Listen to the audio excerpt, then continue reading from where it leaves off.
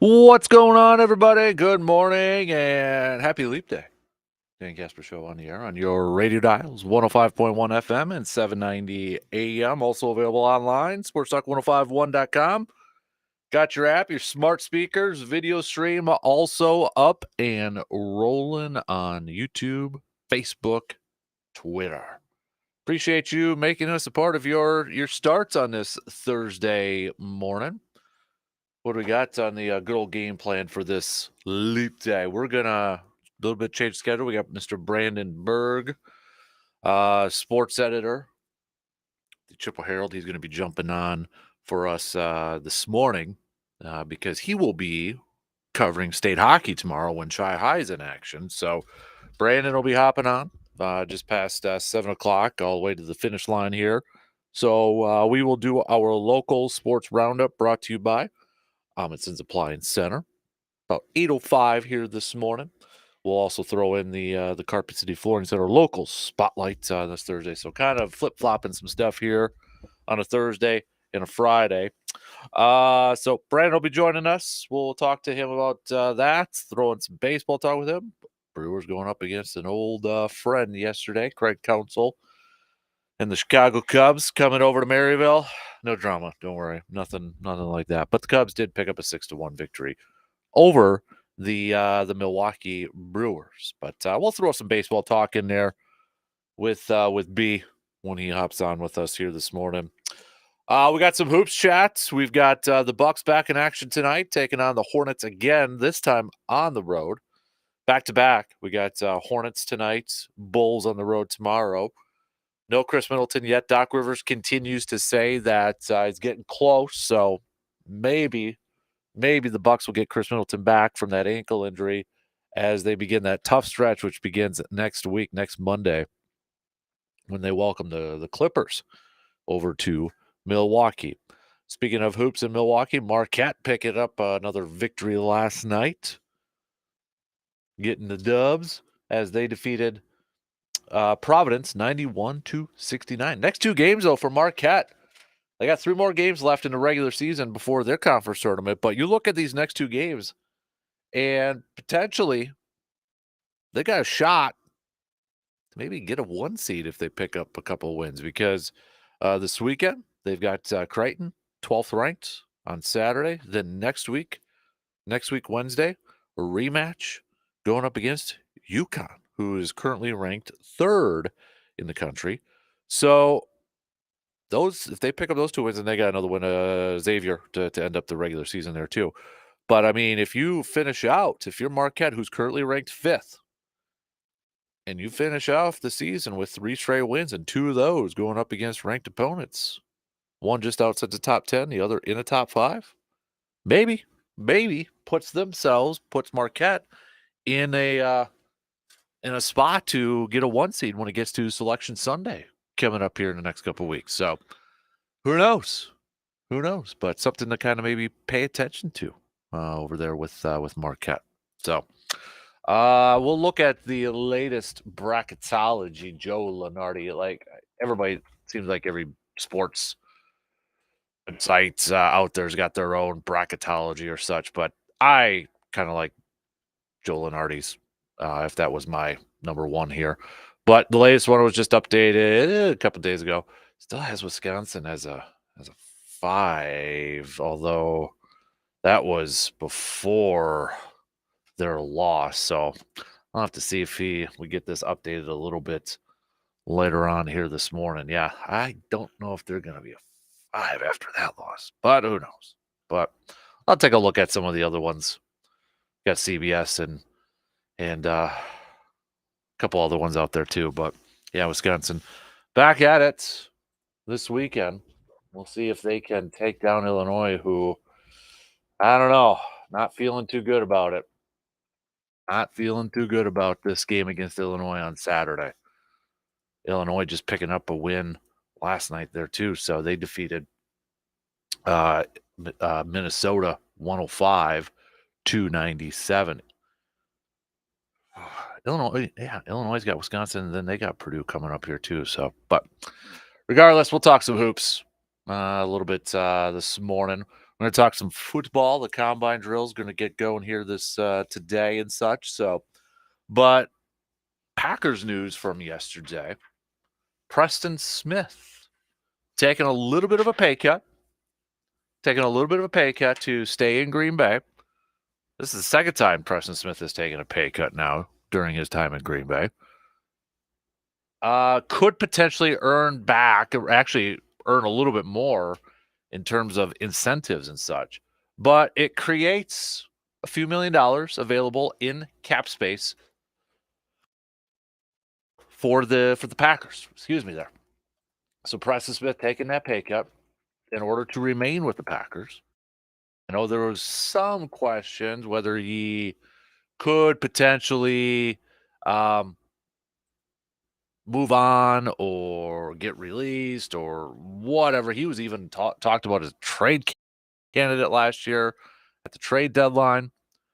So it's about $2.4 million, according to Field Yates from ESPN.com. $2.4 million will give the Packers additional salary cap relief. Now, he can make up for it. According to a source, it says with a 10-sack season, he'll recoup most of the lost money. With 12 sacks, earn a bit more. That, again, you go back to some of those bonuses, likely to achieve and not likely to achieve. That those incentives won't be on this year, because I'm pretty confident in thinking that that's going to be labeled as a not likely to achieve. So if he does achieve it, it would be on a future cap. Again, it's that whole salary cap thing when it comes to the NFL. Tricky stuff there. So, but if he gets 14 sacks, he'll collect a $4 million bonus.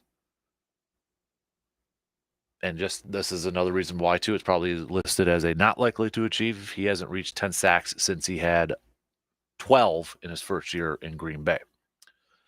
Preston Smith, to me, and I want to talk about a little bit here coming up, but Preston Smith, to me, is he's going to be an interesting player to see within this new defense. You know, we've been talking about 4-3s and having like Rashawn Gary and Lucas Van Ness with their hands in the dirt. You also got Preston Smith there. Now, when I actually looked up his old draft profile from NFL.com yesterday afternoon, last night, whatever it was, and, you know, defensive end. But one of the, you know, nuggets or scouting reports was, you know, is he better suited for a 3-4 outside linebacker, and, you know, maybe not best suited for a traditional 4-3 defensive end. That was a while ago, though, right? That was a while. We know not all draft scouting reports are always accurate and such, but to me, Preston Smith is going to be an interesting player on this roster, but because of one, you know, he's kind of switching up positions, going from a stand-up 3-4 linebacker from the last few, well, pretty much his whole pro career, even when he was with Washington, to now putting his hand in the dirt. But, you know, how much of, you know, is he still going to be a starter outside Rashawn Gary? Are they going to maybe elevate Lucas Van Ness to that role? Like, I'm really curious to see how Smith not only fits within this defense, but also how well he will be suited for this too. I mean, he's 6'5", 265, 270, somewhere around there. So it's going to be interesting for me. But, you know, you got a guy here who has taken now 2 pay cuts to stay in Green Bay throughout his career. I mean, go back to 2019, he's going to be playing. So 19, 20, 21, 22, 23, 24. He'll be in his 6th season now with the Packers after starting his career with Washington over there. Preston Smith, it feels like when we talk about, you know, him kind of, you know, maybe gets a little overlooked, but guy wants to be a Packer. Guy wants to remain in Green Bay. Got to respect that a little bit, don't you? I do. I respect it. But I'm really curious to see how he fits within this style of defense too. Are we going to And maybe, he's going to be 32 in November, is it? 32 in November? Yeah, he turned 31 this past November. So, and he is the oldest player on the defensive side of the ball and would be the oldest player on the roster if the team releases David Bakhtiari. And he had a good season last year. I thought he had a solid season. So, I want to talk a little bit about that. Also, for those who maybe pay a little attention to the Kamba, is there any players that maybe you've got your eyes, I should say two, maybe some will have one working one, but is there anybody you've got your eyes on as potential, like, okay, this is my list of potential Packers targets, and I want to see how they do at the combine.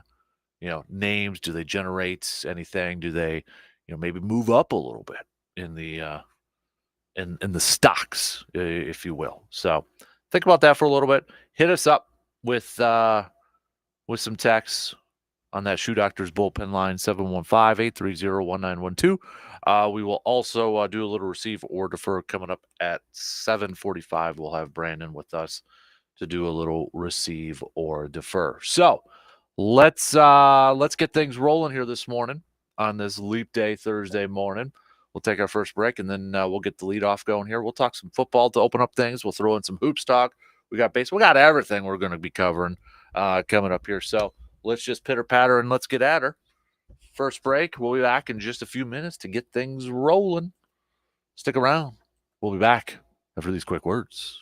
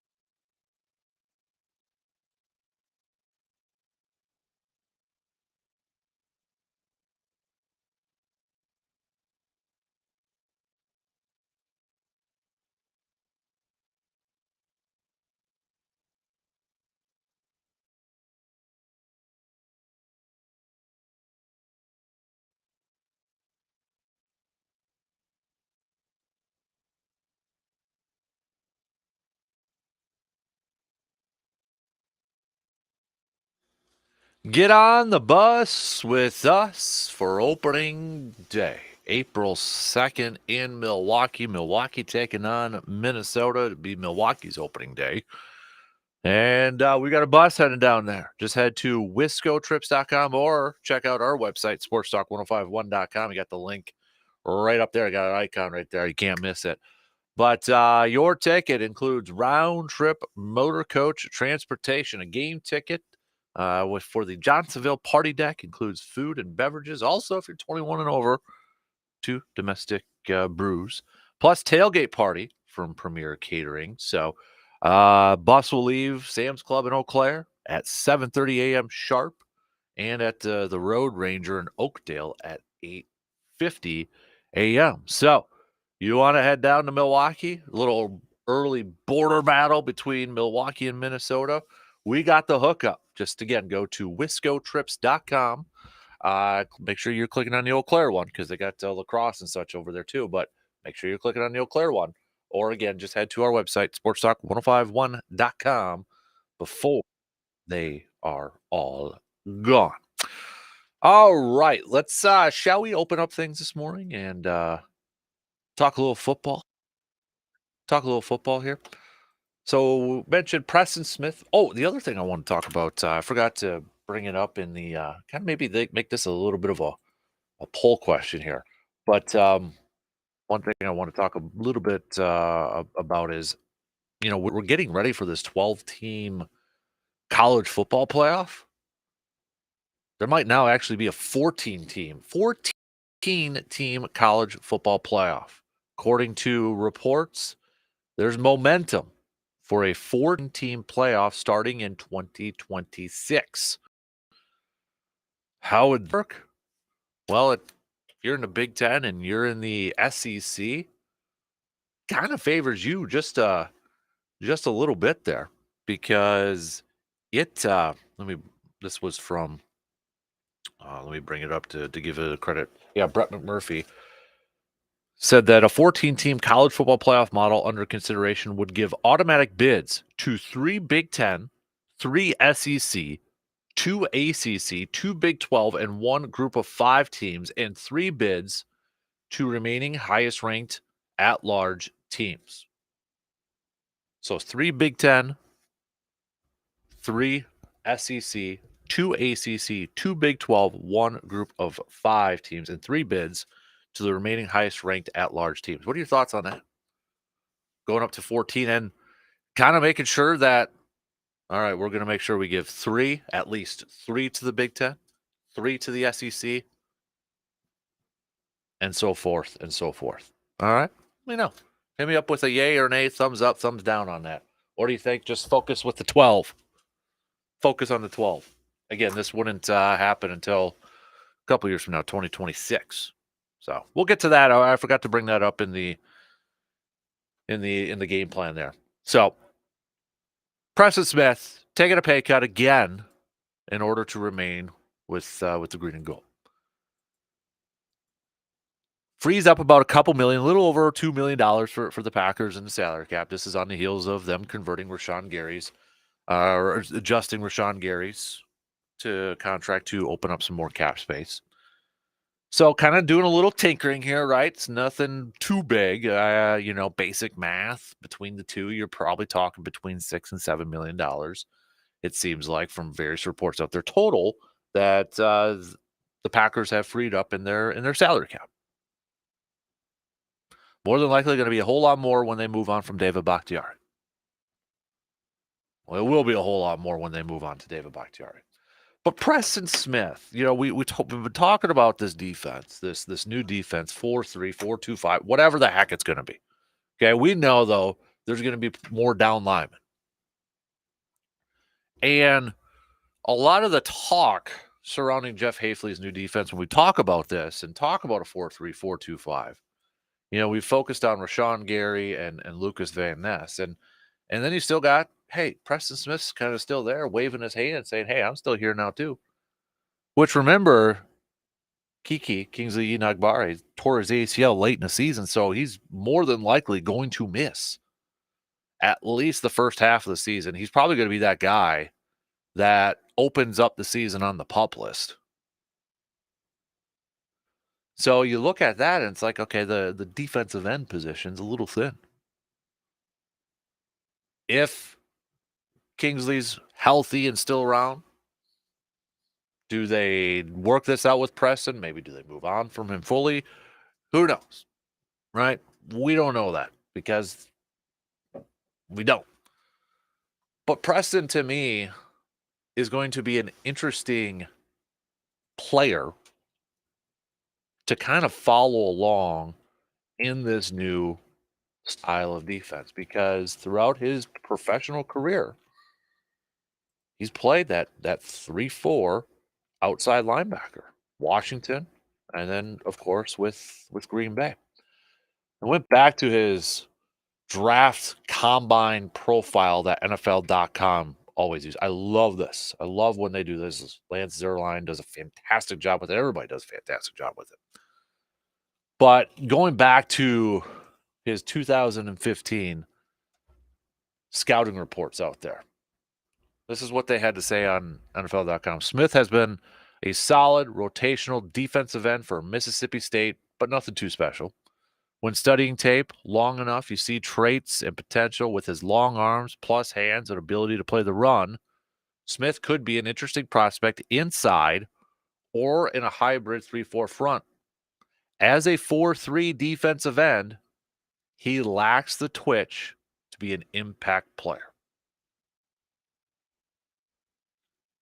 Again, that's 2015. It's a long time ago, and as we know, scouting reports, all that stuff, don't always match up. Aren't always accurate. But I think the one thing you look at where it says, that talks about his ability to play the run, and that's kind of been one of his stronger suits with his time in Green Bay. Maybe that's something that he can really bring to the table as a defensive end within this style of that Jeff Hafley is going to be bringing over. I don't know at this point. I mean, we're going to be into March here. It's a long time before training camp and all that. I don't know if he's going to continue to be a starter. I mean, he's going to be paid a whole lot of money, maybe. But it's going to be interesting to see him and kind of Lucas Van Ness battle out because I think we all know Rashawn Gary is going to be one. Rashawn Gary is going to be over there. Could there be situations where maybe all three are still out there? Could there be situations where it's Rashawn, it's Kenny Clark, it's Preston Smith, it's Lucas Van Ness on the defense front? You throw in a little Devontae. I don't know. But I feel like, and again, it's a salesman's pitch. When you listen to Jeff Hafley and you talk about, go back to his presser, he talked about exotic looks. He mentioned that a few times. Could there be the potential of an exotic look that could feature a Rashawn, a Lucas, a Preston, a Kenny, and a Devontae Wyatt, or somewhere out there? Possibly. But I think there's one good thing with this style of defense that will benefit Preston Smith a ton and will hopefully alleviate some of the stress from Packers fans out there. And that is no more precedent coverage.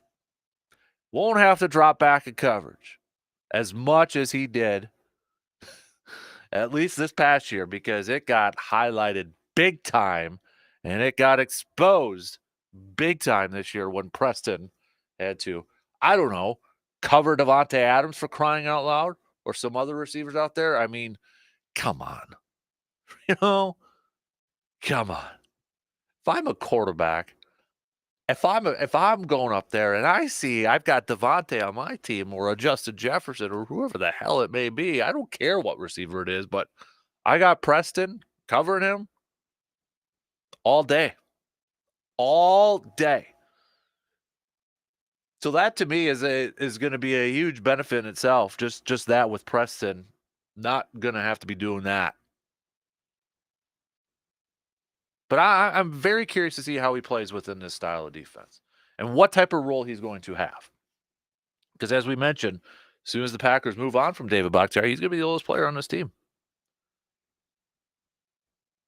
He had a solid season this past year. But I think having a guy like him too, just having him within that locker room could be a benefit. And I'm curious to see how it all kind of works out. Speaking of Green Bay, something that popped out last year for the first time was the NFL Players Association team report cards. I thought this is fantastic. As just a fan that looks at this, I mean, it's kind of an inside look at how the players view their team, their coaches, their ownership, et cetera, et cetera. Green Bay, when you add it all up, finished third out of 32. Third out of 32. The only two teams higher, Dolphins. Dolphins had that report card that if you were a kid and you took home to your parents, you were probably getting a nice treat afterwards. I mean, you look at the Dolphins report card and it's just straight out A's. A on a roll. Easily. Vikings finished second. Vikings finished high last year, too. Vikings finished second out of 32. Green Bay, third. Reading a little bit here from the NFL Players Association, the Packers upgraded their facilities this past year, including the players' meeting rooms and an underground parking facility to insulate players from the Green Bay cold. Players ranked them highly in areas such as their food service and cafeteria, the way they travel, and their weight room. It is a credit to Green Bay's management team that, according to the players' responses, the belief is that the club invests in making their workplace better year over year. While ranking third overall is an excellent achievement, Packers players do call out a desire for the club to address the locker room and treatment of families. The locker room provides players with plenty of space, but they feel it could use a renovation to update it. They also would appreciate having game day childcare for their families, as most other NFL teams offer that to the players' families. So they got different categories here. Treatment of families, Packers, C+, 10th. Food and cafeteria, B+, 6th. Nutritionist, dietitian, B, 14th. Locker room, B-, 15th. Training room, B, 11th. Training staff, B, 16th out of 32. Weight room, A, 7th. Strength coaches, they just got a new one. Players ranked at A-, 8th out of 32. Team travel, B+, 4th. Head coach, Matt LaFleur, got a B+. 21st out of 32, though. I want to get to that one here coming up here in a second. Ownership, which is Mark Murphy, A, 6 out of 32. So let's go to the head coach one.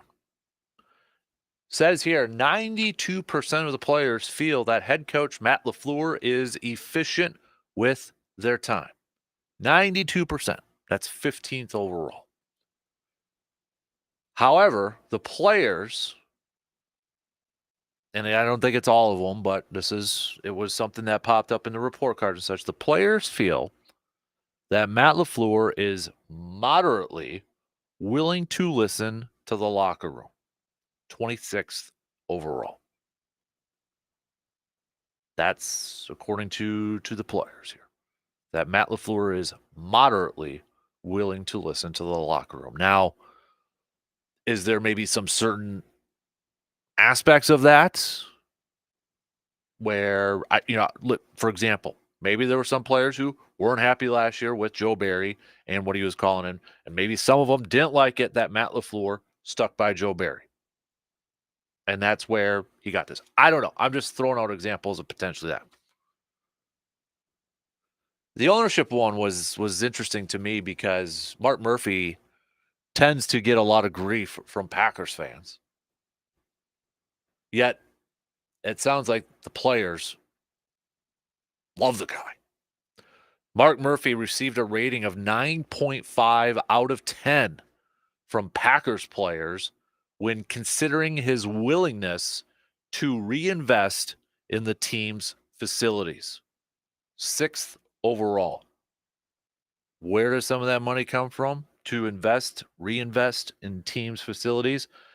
That would be stuff like Titletown District. When we did the stocks again, that's where that all goes. He's players, while fans kind of like, oh yeah, we're buying stock for 200, or what's going on? Like, do we need another cool thing at Titletown District? It's going into the facilities, going to weight rooms, training rooms, whatever for the players. Players see it. Players apparently really appreciate it. They grade Mark Murphy incredibly high. Incredibly high, 9.5. Which is interesting. You know, you get all these grades. It's like, all right, Green Bay's third. All right, overall third out of 32. Okay, cool. You know who is dead last in owners? Dead last. Now that you got Dan Snyder out of there. It was the Chiefs. The Chiefs did not have good grades. I think it was similar to last year, too. Overall, the Chiefs ranked 31st out of 32. 31st out of 32, ahead of only the Commanders. And their owner, Clark Hunt, ranked dead last. Dead last. But you know what? They won the freaking Super Bowl. So, I mean, you look at these grades and you look at this stuff, and it's like, okay, it's interesting, but does it really tell you maybe everything? You know, we talk about these franchises or teams to emulate and such, and then you look at some of these grades and how the players look at their teams, and you got the Chiefs who have won 3 Super Bowls in the last 5 years, and they're ranked incredibly poorly. The one that probably saved them all, though, this is the key. This is the one key grade with everything, because they've got a lot of D's, they've got some F's on here too. But the one thing that they excelled at, that the players love about, is their head coach, Andy Reid, A+, number 1. Otherwise, families, D+. Nutritionist, F. Locker room, F. Training staff, F. Training room, D. Travel, D. Ownership, F-. I didn't even know F- was a thing. Head coach, A+.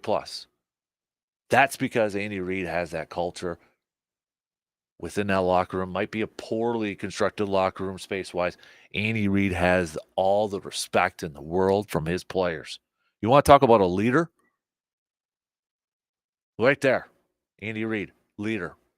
When you look at a report card like this from the players, where everything, apparently, according to this, everything stinks, and it should be a miserable workplace, except for their leader, the head coach, Andy Reid. They want to play for him. They respect the heck out of him. That's the difference.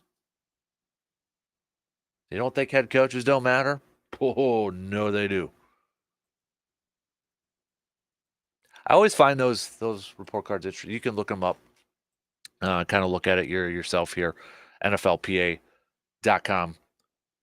For what it's worth, the 2 lowest ranked, or I should say the 3 lowest ranked coaches are no longer employed. If you kind of want to take a look at that. So it was like Josh McDaniels had the lowest grade. He was a D. Ron Rivera was on there too. He had a C. And who was the other one? Let me scroll it up here quickly. It was, Arthur Smith had a C+. Ironically, Frank Reich, who got fired during his first year, got an A-. So I just throwing that out there. Owner got a D. That was Carolina's big thing, which, I mean, from everything we've heard and kind of seen and read and all that, kind of makes sense. But interesting if you want to deep dive into it, kind of look at how the players responded and such. I think it's interesting. So, all right, let's take a quick break. We'll be back to finish up the first hour after these few words.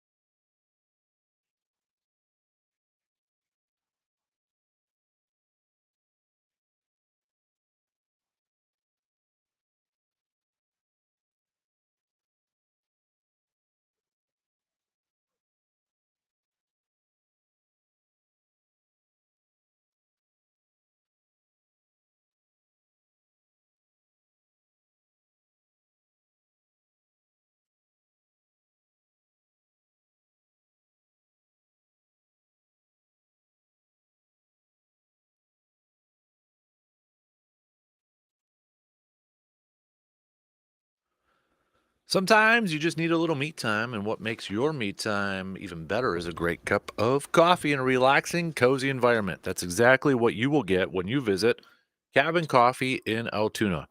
Hey, why settle for a low quality coffee for your me time when you can have a freshly roasted brew with many different flavor options located right in your own backyard? Need a bite to eat during that me time? Hey, Cabot Coffee has you covered as well with a menu filled with breakfast, lunch, and bakery items. Having a good cup of coffee just instantly puts us in a good mood. That is, if you get your cabin coffee or get your coffee from Cabin Coffee. So take a little me time. Visit Cabin Coffee in Altoona, located in the River Prairie District, and experience what quality coffee really is. Got about 10 minutes to the top of the hour here.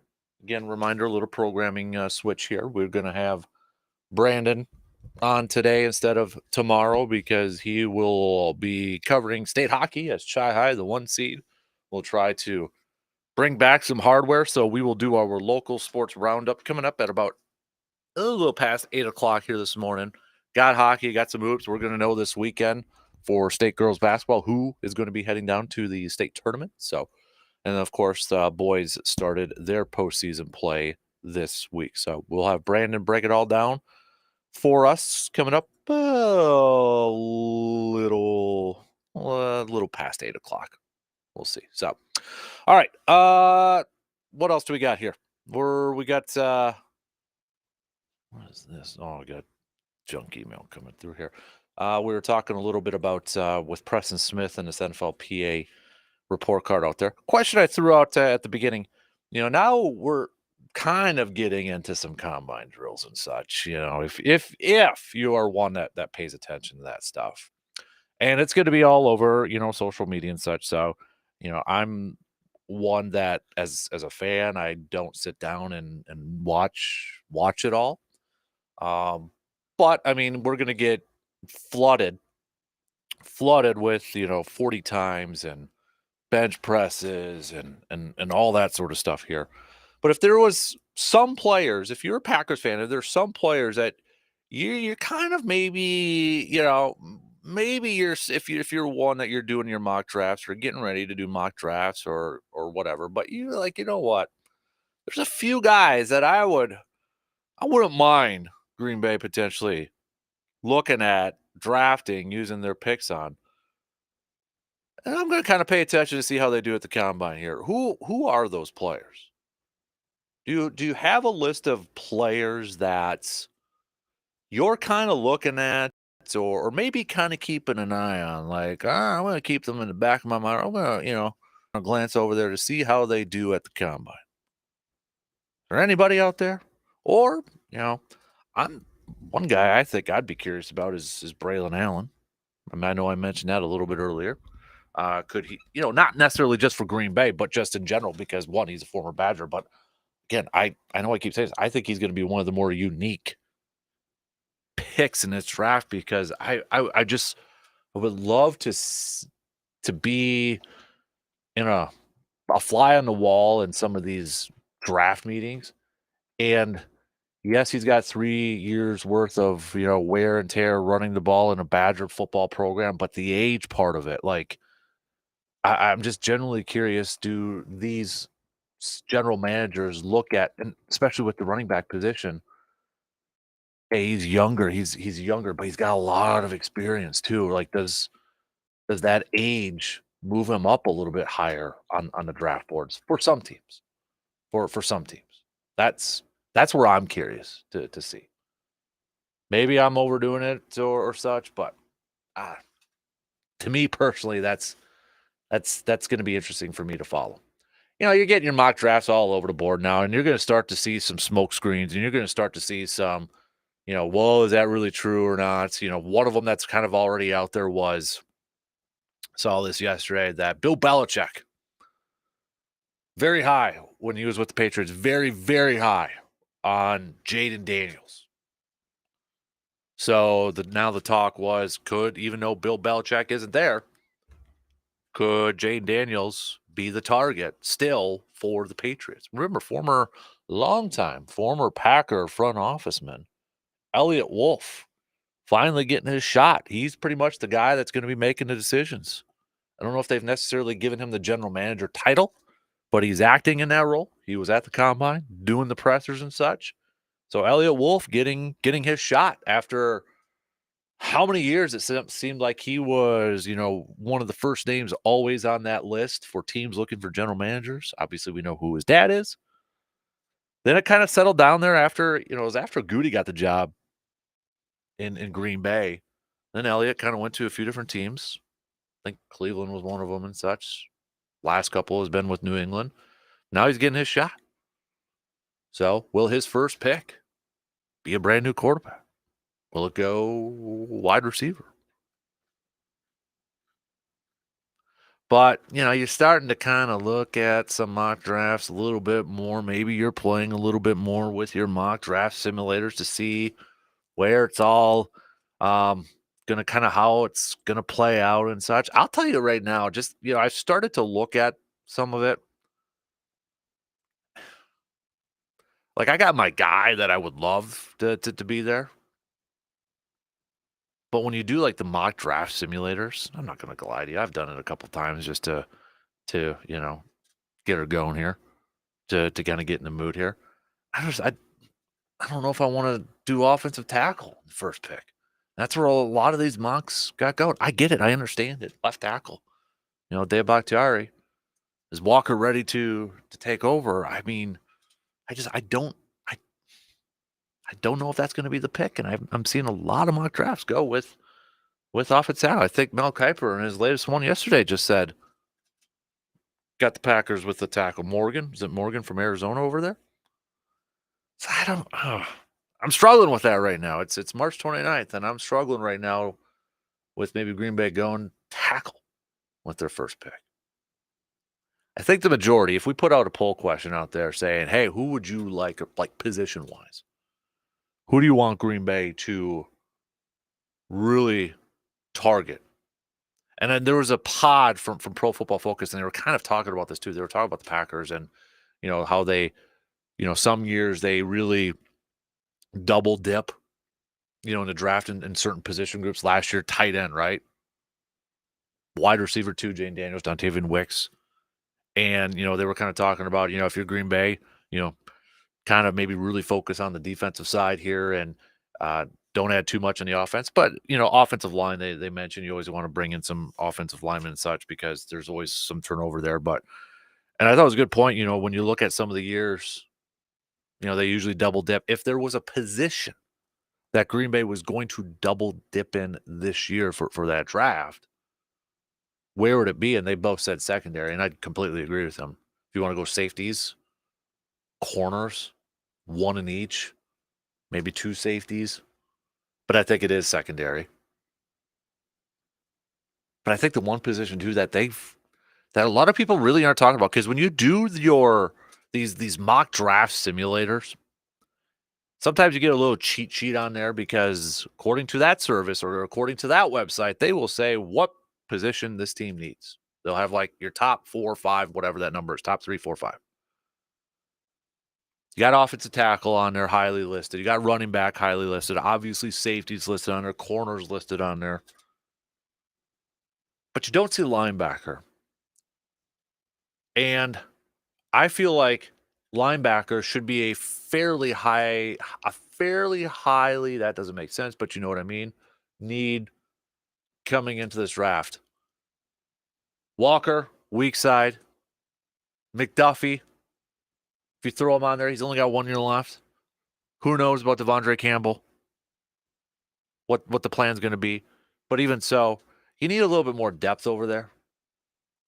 Strong side linebacker. Who's going to be that guy for the now, maybe for the future? So I feel like if there's one position that maybe some people are kind of overlooking when it comes to Green Bay and needs and such, I'm looking at some depth for that linebacker spot. And again, I know it could be, well, if they play a 4-2-5, they only need 2 linebackers. I get that. Nickel, corners, totally get it. But if we're talking depth and we're talking base 4-3 and such, I think they still need another linebacker over there. And, maybe a day 2 pick. I think that's one position that's kind of getting overlooked by these quote unquote draft services, draft websites, and all that. Not necessarily a double dipping, but something I think that they got to target in the draft for a little depth purpose. I think with what Green Bay's doing with Rashawn and now Preston, clearing out a little bit of cap space here and there. And I thought it was interesting that Goody's mentioned the other day, too, that Russ Ball is going to be talking with Aaron Jones' agent, maybe looking for another pay cut or, alteration there, too.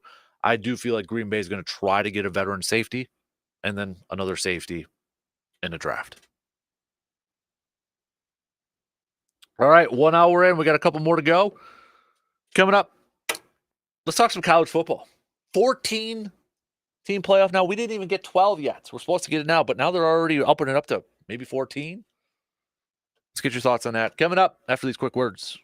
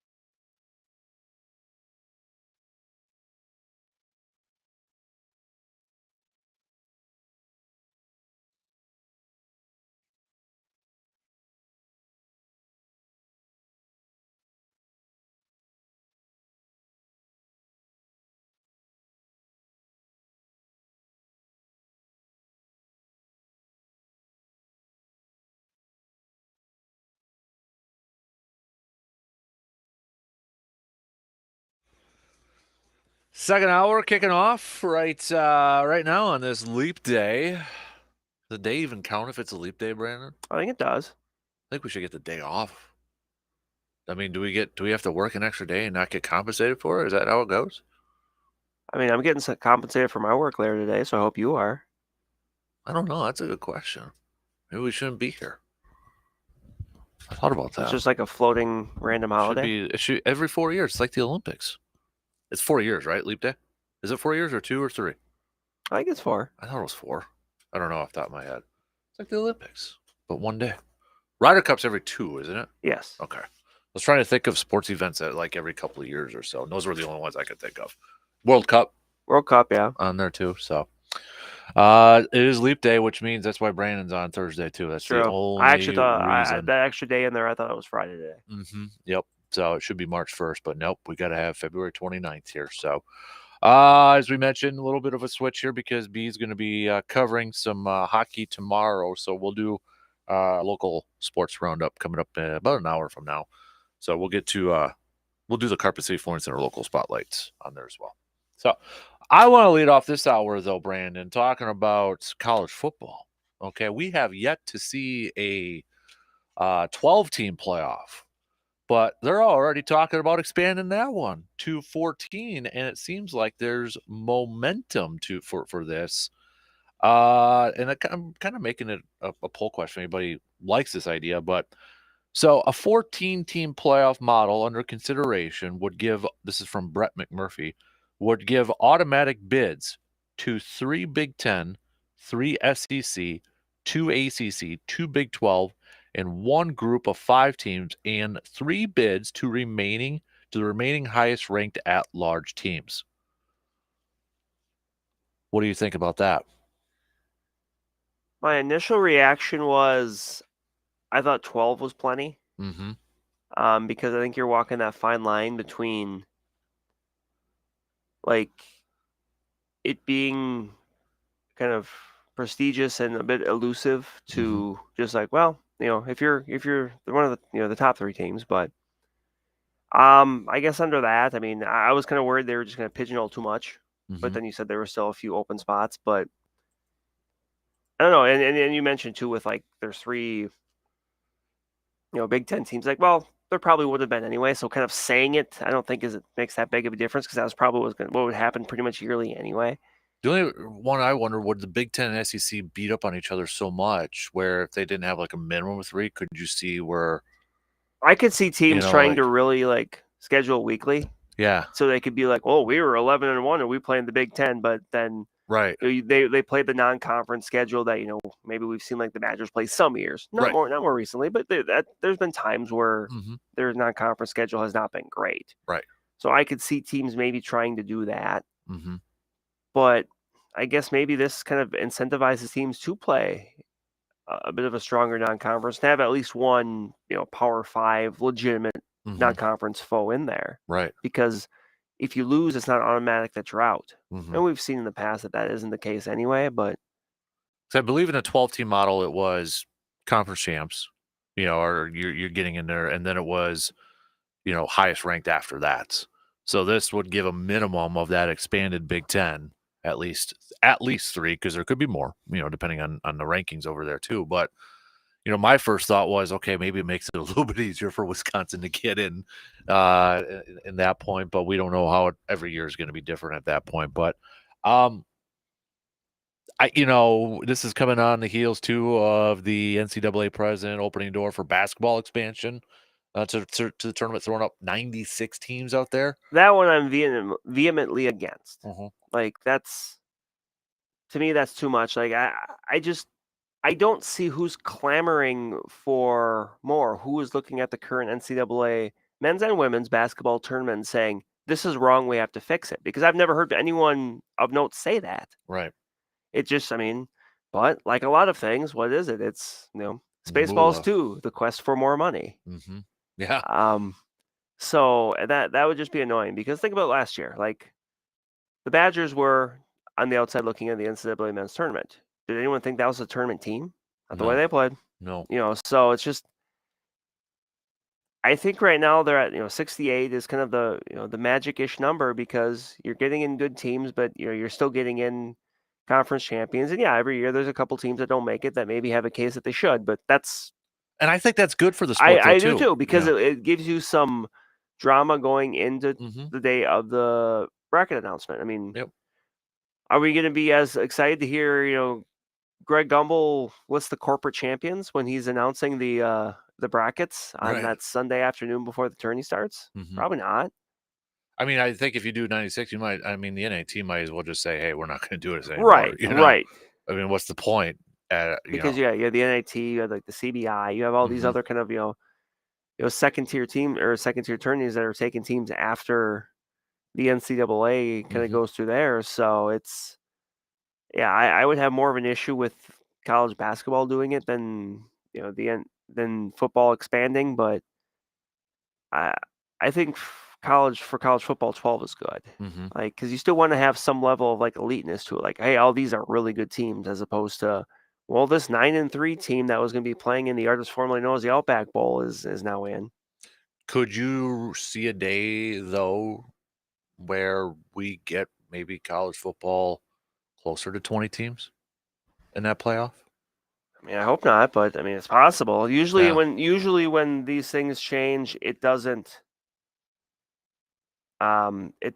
go backwards. Like they're Mhm. not going to say, well, I Yeah. know before we had 12 teams, but now we're only going to have 4 again. Right. Like it doesn't go, it doesn't get smaller. Mhm. Yeah. I mean, like that's why the NFL will not go back to Oh no, 6 teams, nope. in the postseason, or they're gonna cut their regular season back to 16 or anything like that. It's we talk about a lot with baseball, right? They're not going back and they're not going to have a salary cap for teams. No, That's not happening. you can't put that toothpaste back in the tube. Hmm. So it sounds like they're gonna. It wouldn't start till 2026. They said for this 14 potential 14 team college. That's kind of difficult to say. 14 team college football playoff. So, um, I guess for me, I almost want to see how the 12 team one works first. And we would see that there too. But uh yeah, it's just because you're looking at this too. 14 team college football playoff model at ESPN here because the one team I'm looking at is Notre Dame. Like they would have to be probably that one team that's one of the highest remaining berths because they're not in a conference. And it says here, as for Notre Dame, sources told ESPN that the most likely option being discussed is that the Fighting Irish would earn a spot in the 14-team college football playoff if the selection committee ranks them in the top 14 on selection day. So, as you know, they kind of said Notre Dame. I like this graphic here. They got SEC 3 automatic qualifiers, Big 10 3 automatic qualifiers, ACC 2, Big 12 2, Group of 5 1, at large 3 asterisks. Notre Dame by itself 1 asterisk right there. And that's kind of the way it is in bowl season too, where you hear that certain bowls kind of have tie-ins with Notre Dame, where they're kind of because they play an independent schedule, they're kind Mm-hmm. of the wild card of the mix. Right.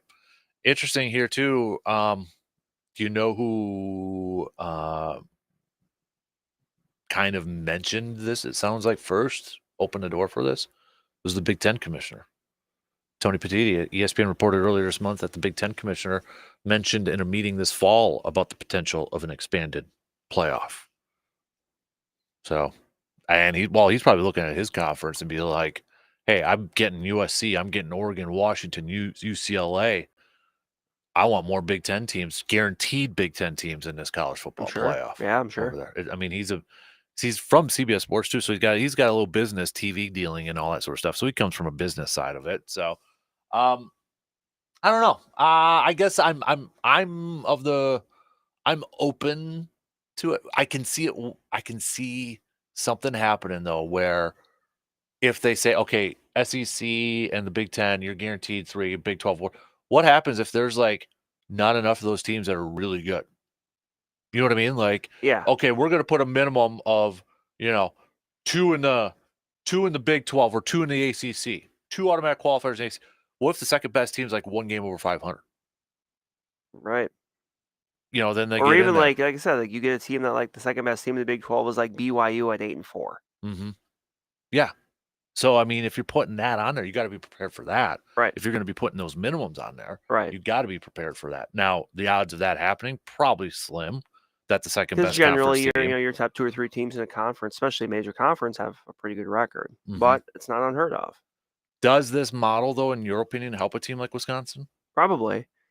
I mean, because realistically, the Badgers had what, 1 year where they legitimately could have been in the top 4, Mm-hmm. and that was 2017 when they were 12-0 going into the Big Ten title game and lost to Ohio State. So, it's one of those things where it gives them a better shot, but it also gives a lot of other teams a better shot. So it kind of cuts down a little bit on the odds of their better shot, but still their better shot is still better than the other shot, which really wasn't too much of a shot. Mm-hmm. That's a lot of shots. It does a lot. Taking you back to your college days. Ooh, gosh. Oh, man. All right. Your thoughts, though, you can let us know. Hit us up with the text 715-830-1912. What are your thoughts about potentially expanding the college football playoff to 14 even before we even get it to 12? What are your thoughts? Let us know. Let's take a quick break. We're going to talk some baseball. It was a battle of a former friend yesterday. How testy did it get at Maryville? We'll talk some Brewers after these quick words.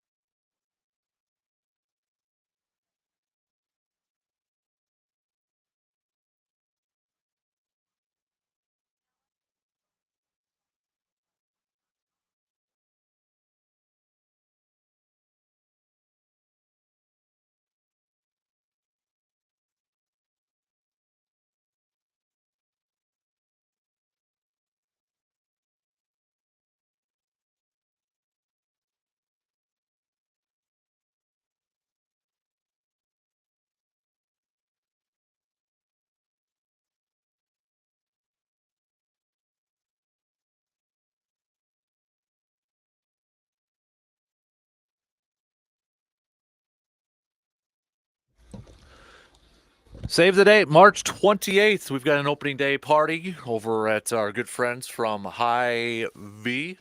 Brandon, you going to be there? I am. You can't see it right now, but I was raising the roof. Well, if you're watching the video, you can. Well, then, if you were watching the video, you just saw me raising the roof a little bit. So come just to see Brandon. Boy, you're going to have to put more into it than that. March 28th, opening day party. Milwaukee taking on New York. So we're going to hang out over there. We'll start it up at 11:30, but first pitch is like 12:10 that day. So stop on by. I know it's spring break week for some schools too. So maybe if you're a teacher or something like that and you got the day off, or maybe you're a parent, or bring the kiddos or something like that. Yeah. Hang out. Or if you got to work, but you want a little lunchtime, stop on over. So we'll get some more details coming. But the big key selling point there is Brandon's going to be there. I didn't realize I was as much of a part of this as You're the only reason people show up. I don't believe that for Yes, a it second. is. So March 28th over at Less than High a month. It is less than a month, believe it or not. And games are underway for spring training, including the big epic battle yesterday between former friend Craig Counsell going up again, returns to Maryville. How come nobody really piped that up, the return to Maryville? But very lackluster. Right. And that's kind of the thing with, I guess why things are always a little bit different in baseball is because you kind of do play several times in preseason. So it's kind of like, when the first time the Cubs come to American Family Field, it'll be like, oh, but it's like, but they've already kind of played each other several times. So it'll be different because you get 30-some thousand fans. Yeah, and they'll be very boisterous and yeah. So, but overall, spring training wise, I mean, I've been kind of highlighting a couple different things here. Sal Frelick getting first 2 starts at third base. He did get a start the other day in right field too, but I think that's notable that the first 2 games they put him out there at third base, isn't it? Or am I reading too much into that? No, I think it is. I mean, that's it's not kind of like a token thing where they're just gonna say, well, we'll throw him out there a little bit. No, they did it from the get go and seemed like he knew what he was doing. Yeah. Tyler Black the other day, then making some nice defensive plays, it sounded like, at first and third base over there too. So, I mean, it's still an open competition, I have to imagine, over at third, but Tyler Black making some moves over there. And, that's a guy you obviously have talked about quite a bit. You've talked about him, maybe a position switch over to first. But, right now, if he can play first and third and not just be stuck at one, that's got to improve his chances, I would think, to make the roster. I think so. And I think back to something an old boss of mine told me once, that he said, the more you can do, the harder it is to fire you, which is kind of something I think the Brewers take to heart too, with given how much they value position versatility. So, and given that both those spots, I mean, Rhys Hoskins will play a fair amount of first base, but he'll also get a fair amount of DHing in. So, you're looking for people that can, solidly defense both those corner spots, and they're giving some guys the opportunity to see if they can. Pitching wise, we know the top 2 in this rotation. It's Freddie, it's Wade. DL Hall looked like he had a good BP session the other day, striking out Yelich and Hoskins, as you mentioned, and those 2 guys kind of talking about what they saw from him.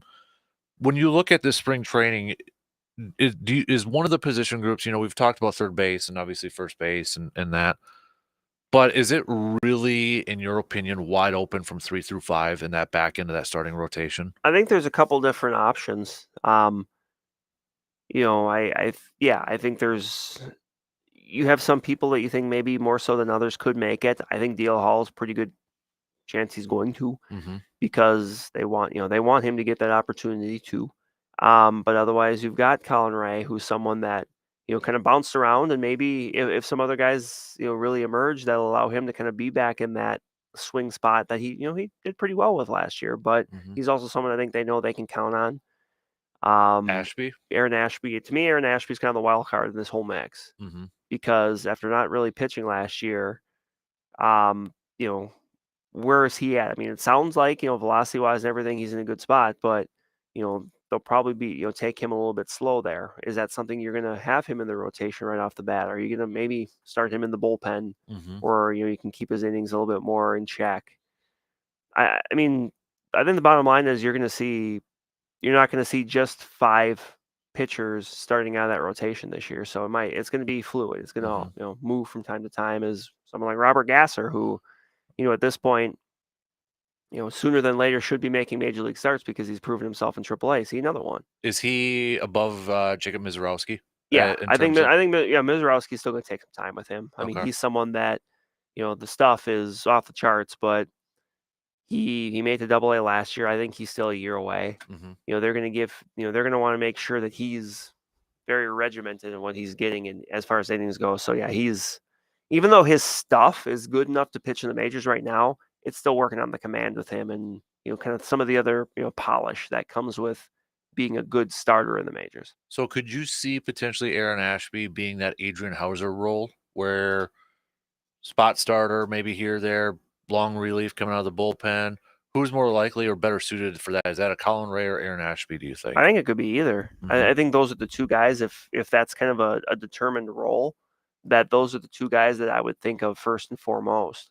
Mhm. Because I think they're pretty well connected on DL Hall being a starter.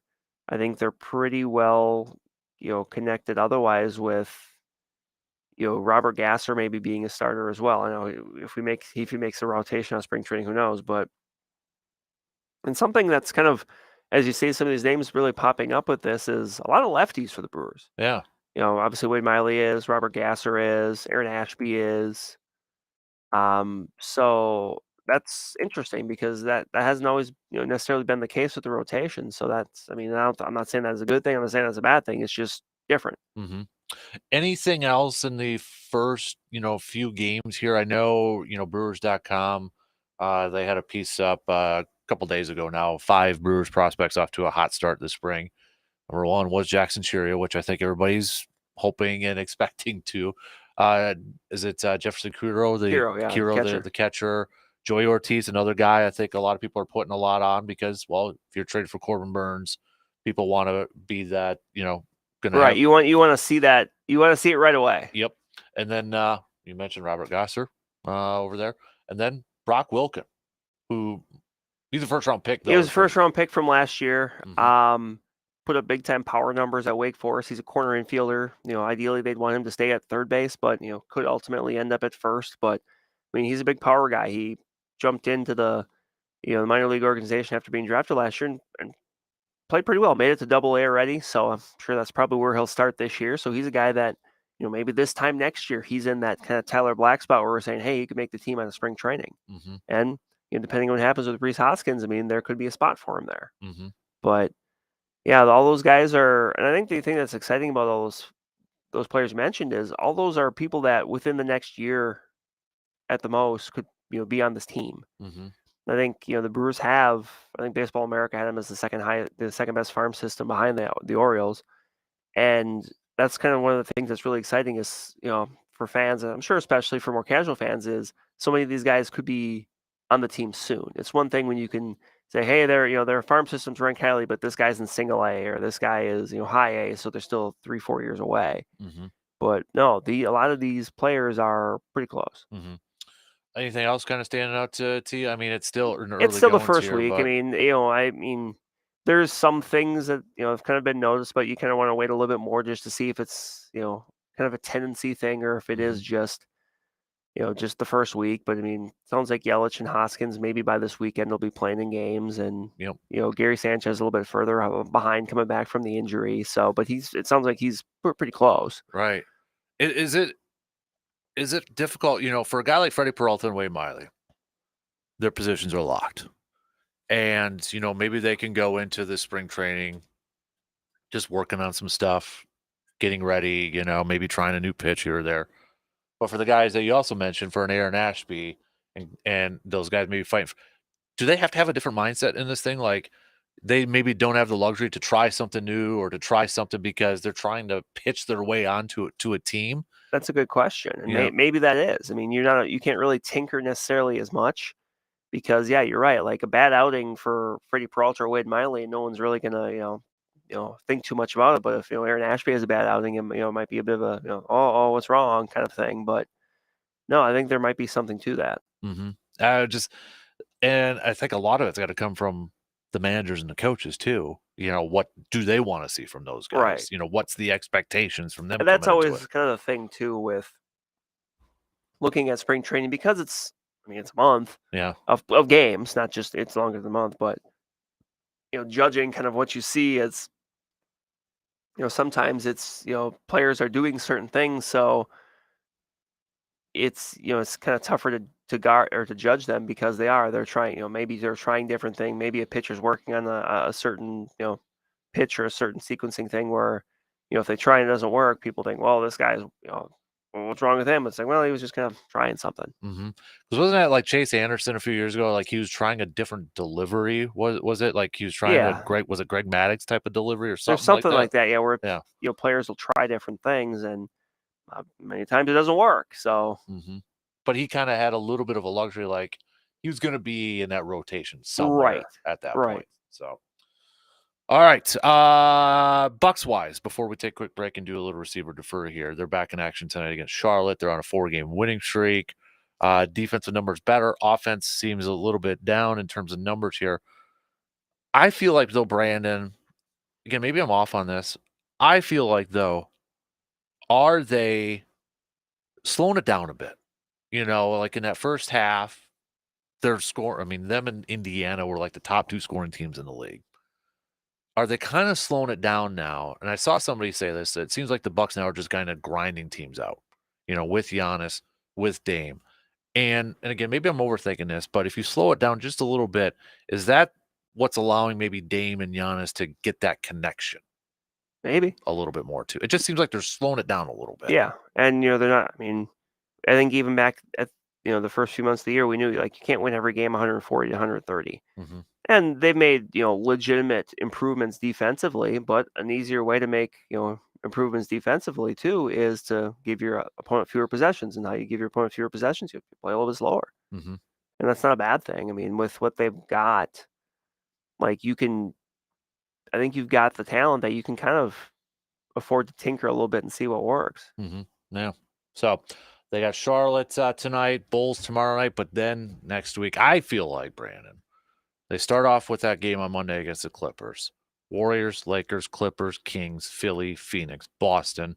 Then you got Brooklyn in there, but then it's the Thunder and the Lakers again.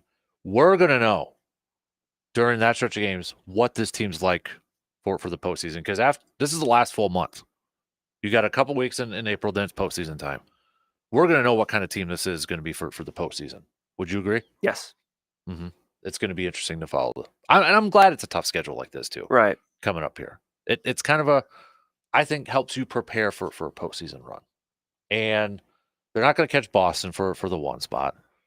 Possibly could still get up to number 2. I mean, they're only half game back It's like now a game from or a half or Cleveland, something. stuff like So that. So, I mean, there's that possibility there too. But if we go back to I think you and I both had like Boston or Milwaukee as a 2 seed, anyways. So I just want them riding some momentum getting into that postseason. So, all right, let's take a quick break. We've got a little receive or defer to finish up the second hour. And then just past 8 o'clock, we'll do the local sports roundup. Be breaking it all down on the prep side. Also, we got a big weekend for the Blue Golds, too. We'll hit that up.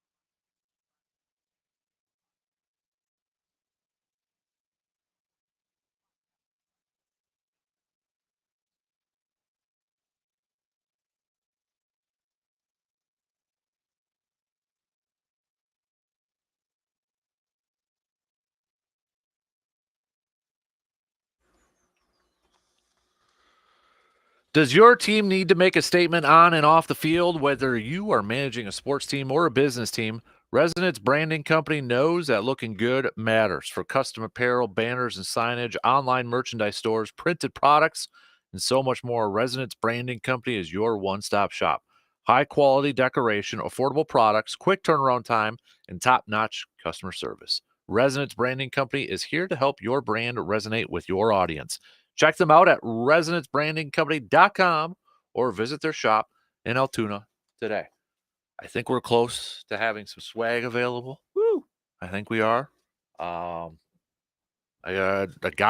seen it.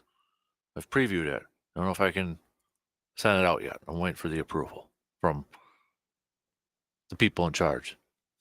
Matt, Ben, as you and I both know, over there too. So I think it's coming.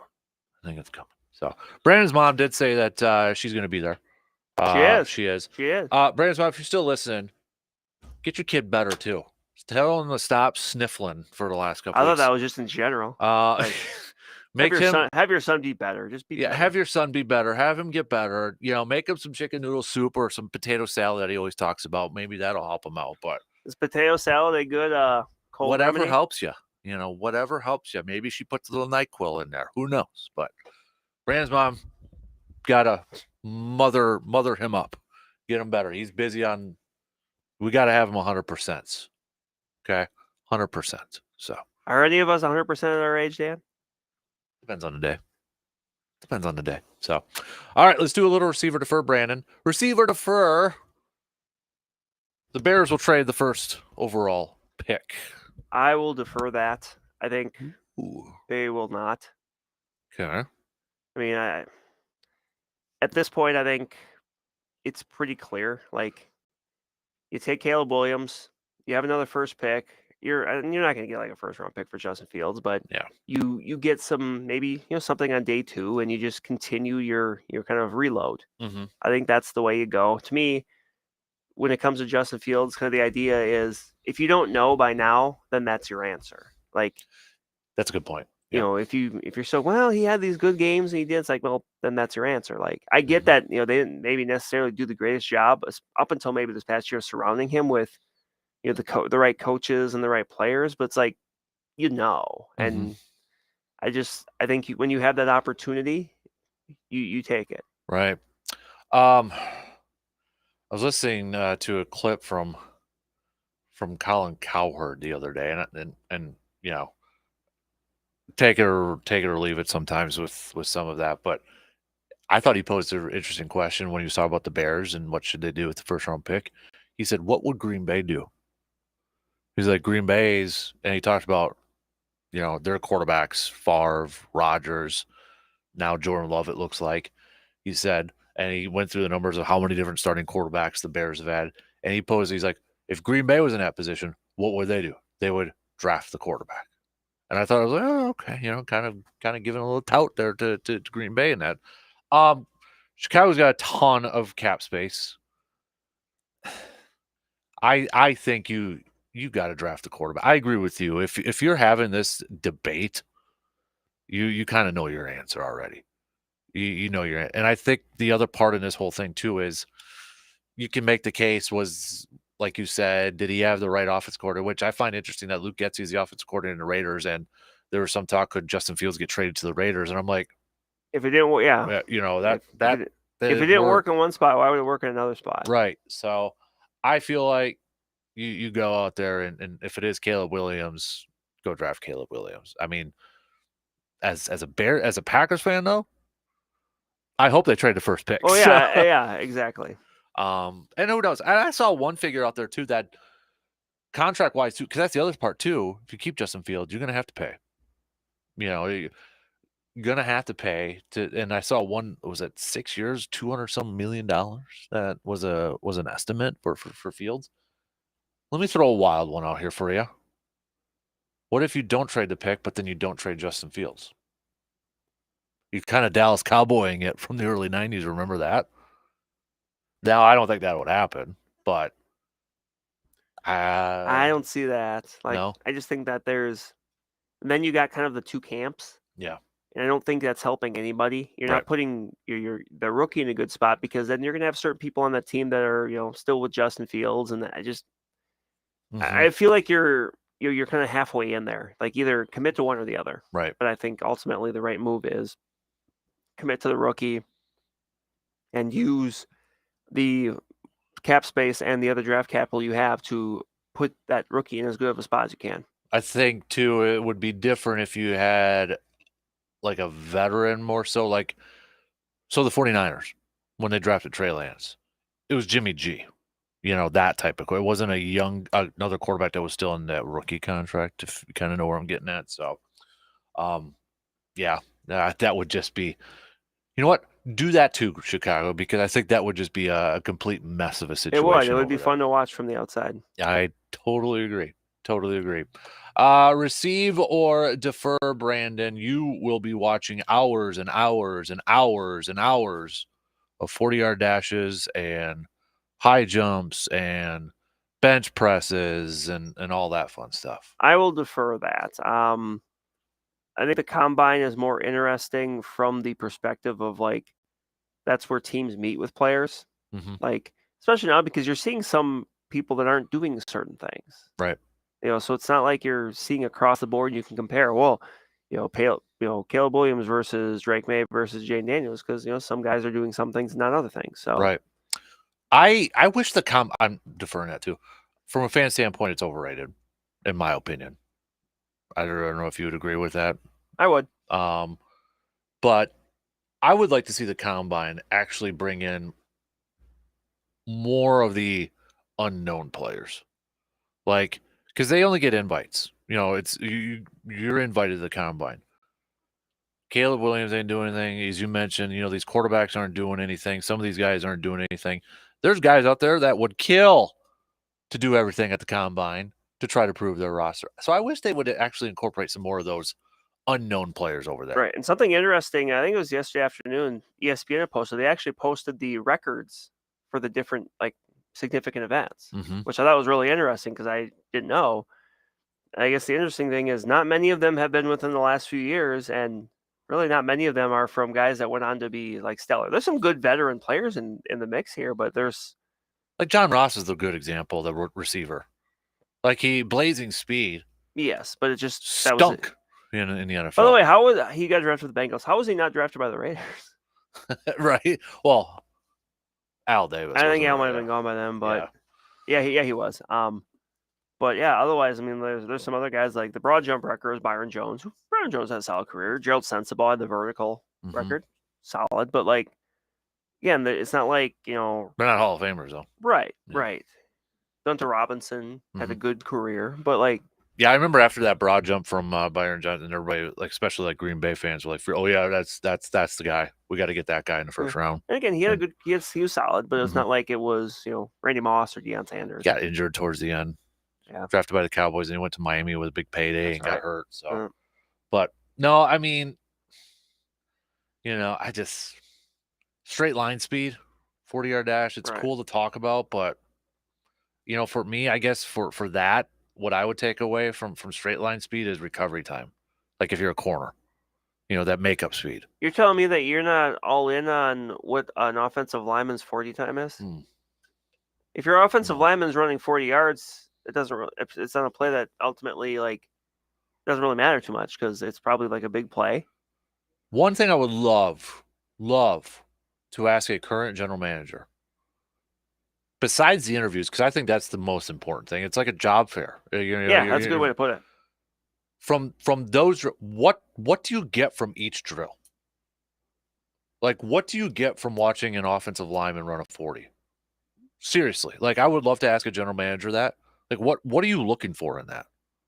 Like, what's the one thing? Can't be speed, and these other stuff. Like, what are you looking for? Like, I don't care how high my quarterback can jump. So what are you looking for in these individual drills? I mean, there's certain ones we know, but realistically, like, going through some positions, like, I feel like there should be certain position groups. Okay, you don't have to do these drills. You don't want to see your kickers and your punters doing bench presses? No, it's cool. Okay, I got a jacked up punter, sort of thing. But No. I feel like it should be more position specific type of drills there. Otherwise, we're just wasting time, in my opinion. So, receiver defer, you're going to read the new Aaron Rodgers book. I will defer that to you. Thanks, man. Hey, I took one for the team years ago. I watched The Bachelorette because Jordan Rodgers was on there to get some dirt. It was awful. It was awful. Why not, man? I'm trying to get you pumped up. Why won't you watch that or read that? I'm not interested. I already put in a request for an advance copy, so you know where I'm at.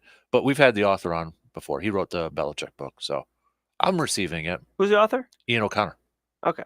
ESPN.com, New York Post, I believe. But it was interesting because he had tweeted out yesterday that's what he was working on, because he said he was hoping for a Packers-Jets Super Bowl because he's got this book coming out. He said he saw Rodgers recently. He said Rodgers looks jacked in the upper body, for whatever that means. Now, is this the authorized or unauthorized? What do you mean? Because like you have books that are like the authorized version. Or Oh, well, I'm assuming if he saw Aaron, maybe. Okay, so. But I'm sure you know what's going to happen. Something's going to get leaked out, and nope, that wasn't true. Nope, that's not true. It's going to happen. Of course. It's going to happen. So, this is the thing, though, I do have problems with when it comes to biographies, sports biographies, if that person is still playing. Because I feel like the Belichick one was really good. A lot of stuff happened after that, though. Yeah. Brady and Belichick breaking up. It's not like the finish line. You can't just and then, he retired whenever he retires, and then that's kind of like the finishing point. Like there was one a couple years ago, Giannis. There was about Giannis is still young, okay, it's a great story and that, but there's so much more to be gives written the author after room that. for a second book. It does, or the additions and that. You're a writer, receiver defer. Would you ever want to write a sports book? I don't know, because I guess I would have to find a topic I was really interested on to be able to go into really in depth. Mm-hmm. Would it be baseball related, do you think? Maybe. Yeah. Well, I'm going to try to get you to write one. Maybe we can co-partner on this, huh? Receive or defer, the NFL PA report cards are a major deal. Hey, your Vikings are two. Can I say receive because the Vikings were second? Green Bay was third. They were, and Kevin O'Connell got an A+. Yeah. Yep. I'm going to actually receive only because it's interesting to see certain things about it. Like there's certain things with these teams you don't think of, like childcare. Yeah. Was it the Bengals? Or no, it was the Chargers. They actually charged the players for it. That was food too. And food. Yeah. Yep. Anything to kind of expose how cheap some of these owners are is fine by me. Yeah. So I'm going to say receive. I think it's interesting in the fact that, you know who got graded the worst owner? The Chiefs. Clark Hunt was dead last. The Chiefs overall, 31 out of 32. Now, to me, I look at that Chiefs report card because you look at it, a lot of those grades, there's D's, there's F's across the board. And I'm sure a lot of people are thinking, how are they 31st when they just won another Super Bowl, 3 out of the last 5? I'll tell you what, the one thing that was on their rank number 1 with an A+, Andy Reid. Because if that's that work space, whatever, is that bad, or players are not happy with their locker rooms or food or travel or strength and conditioning, Andy Reid really makes up for a lot of that. Yes, he does. And that tells you about your leadership from him there. It does. It wasn't one of the big things for the Chiefs. They really managed ownership because they're supposed to get improvements to the locker room, but the ownership said we couldn't do it last year because we didn't have enough time after the Super Bowl. And I'm sure our players probably thought that was poppycock. Yeah. And voted accordingly. Because they got chairs instead of stools. They switched them out. That was the only change they made in the locker room. That was the big upgrade. So that to me is when you look at that, because you can look at it, F, D, F, D, C, A+. That tells you a lot about Andy Reid, in my opinion. Yes. That's where. So when I look at stuff like that, it's yep. It's so. Pushing matters. It's so I know there's probably social media is what geez, Andy Reid, and it helps you have Patrick Mahomes on your team though, too. So, that's how. When you have the best quarterback and arguably the best coach, that's a very good place to start. Any team. Exactly. So there's some interesting stuff on there, but like you said, there was stuff like I never would have thought of, like childcare. Heck, 'Cause you don't I struggled with childcare too. well, So you don't think about that. Like the day yeah. of a game, what do families do? Like, Mhm. sometimes you see like kids at the game and stuff. It's like, are they watching the game? Like, what if the kid's not interested in football, or they're too young to kind of understand what's going on? What do you do? And not every player has a box or a suite. Right. They don't have 53 to 60 suites just for players Right. only. They And got you a hear like, few. there's Well, certain teams on the road. Like I think it was the Buccaneers that like if you're not a starter or less than 4 years of experience, you share a room on a hotel room on the road. mm, Some do, some don't. Like there's just these are things you don't think of as a fan when you look at these teams. That yeah. to me that's interesting. The Chargers one reminds me where they got to pay for their food, like the Moneyball Oh, we with got the where with the David soda Justice machine. asking about paying for the soda. Yeah, Yeah.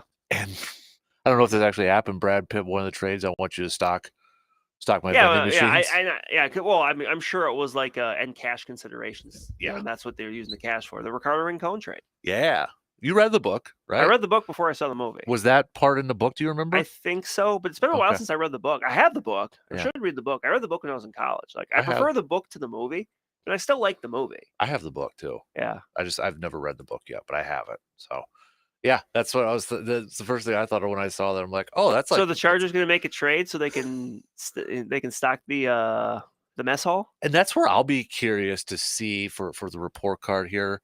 Now you got Harbaugh coming in. I think a lot of people are assuming that's going to change. Does it change? Because Chargers had to do a lot to try to convince him to come over there. So there had to be You some. think infrastructure would be part of it? Right, exactly. And it's weird because they share a stadium with the Rams too, don't they? Yeah. So it's like, come on now, but some interesting stuff on there for sure. And I know there's some rankings where it's like Matt LaFleur was ranked 15, 20 or something like that, but he got to be plus. It's just because there's 32 and that sort of stuff. But hey, number one is Miami. Everybody's all good in Miami, all A's. Minnesota, Green Bay, your top three. And then second to last was the Super Bowl champion, Kansas City Chiefs. Dead last was still Washington. Yeah. But they got some work to do there, but they're making progress. I do think it is kind of fitting when you look at the three lowest ranked coaches, all don't have jobs anymore. Yeah, the worst coach was Josh McDaniels. Yep. As far as then it was Ron Rivera, and then it was Arthur Smith. Weird though, Frank Reich got an A-. Ownership also got a D. So what does that tell you? That's probably right. Yeah. All right, 2 hours in. We got one more to go. We got the local sports roundup coming at you. Another busy time here, Chi High, getting ready for state hockey tomorrow. We'll know who's going to state for girls basketball after this weekend. Boys basketball playoffs going. Big weekend for the Blue Goals, too. We'll hit it all up after these quick break.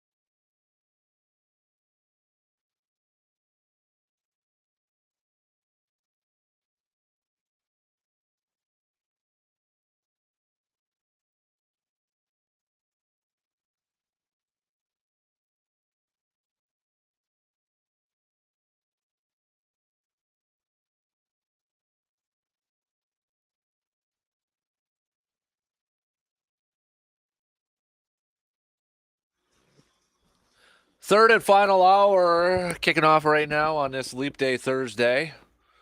Big thanks for tuning in however you are tuning in. Coming up, we're going to do some local sports roundup because we got Brandon Burt joining us on this Thursday. So we'll get to that here in a second.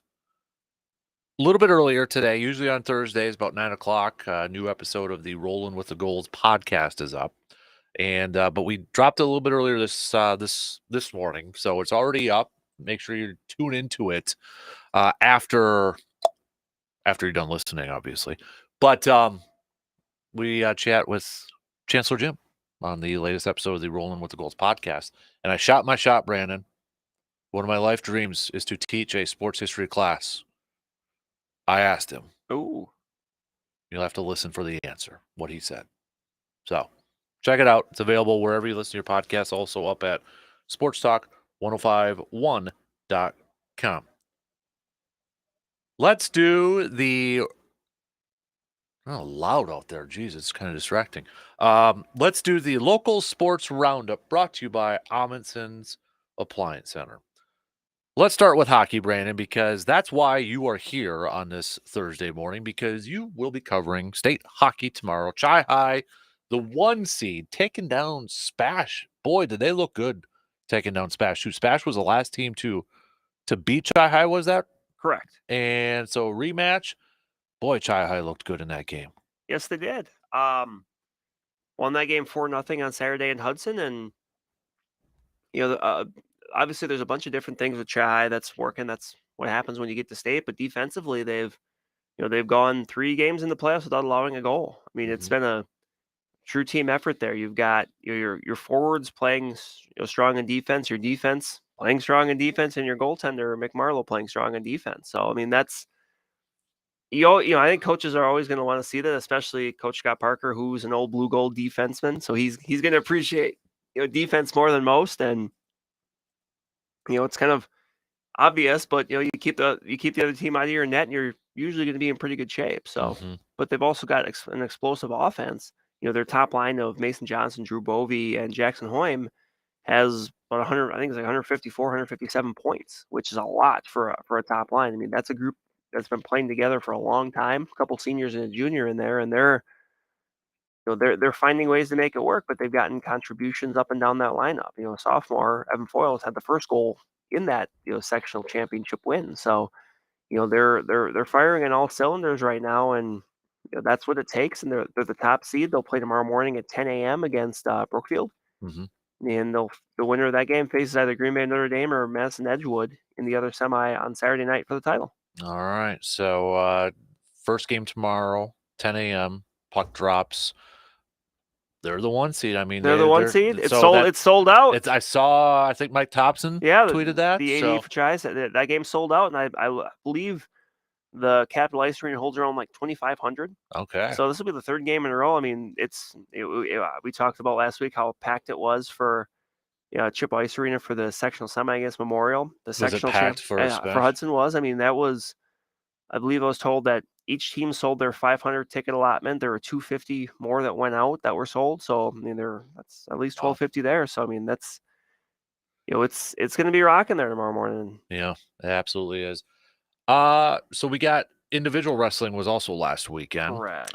States this weekend. Team State, Menominee in Division 1. They're wrestling tomorrow evening. I believe the D1 quarters and semis are. Is that when they do because you've been out where they shut the lights off and they got the spotlight on? Usually that's how it works. Okay. Yeah. So I was watching a little bit on the TV, but they had 4 championship matches going on. They don't have that for the individual, but for Team State, obviously, it can be a little bit more, right, focused, hyper focused, because right, and that's at the field house instead of the Kohl Center. So so we had a lot of local wrestlers again. We did. With championships. I just blanked on the kid's name. Was it Cumberland? 4 championships in a row now. For him, was it Dustin Johnson? Was his name? Again? I would have to. I'll double check it here. Go down. Yeah. But again, a lot of local ones. Any of them that you in your wheel coverage area, or? I mean, there were some, but no champions. But just there was a lot. Yeah. And that's always the thing with something like this. It's like what we have in the spring with track. where there's just so many that sometimes the last few years Dawson Johnson. There we Yep. go. Yep. But the last few years, I mean, we had someone like a Brooklyn Sandvig that we were able to talk about, but there was just so many that Mm-hmm. for track that were going down there and coming away with big time efforts. Mm-hmm. It was cool. It was Saturday nights because we had it on we were flipping through a little bit from the TV, and they had the 4 going on, but it was really cool because I was watching, and I know it's not in our area, but Milton's Tyson Peach and Maddie Peach, brother sister, wrestling at the same time for a championship, and they both won. Mhm. I thought that was really cool. Very cool, to yeah. see that happen. So, yeah, Team States going on this weekend here. So, again, congrats to all the local wrestlers who did come away with some hardware, competed at state championship. Best of luck to the team ones that'll be going down starting tomorrow. You said for like Menominee. I believe so. Yes. Okay. Yeah. So got that. Girls hoops now.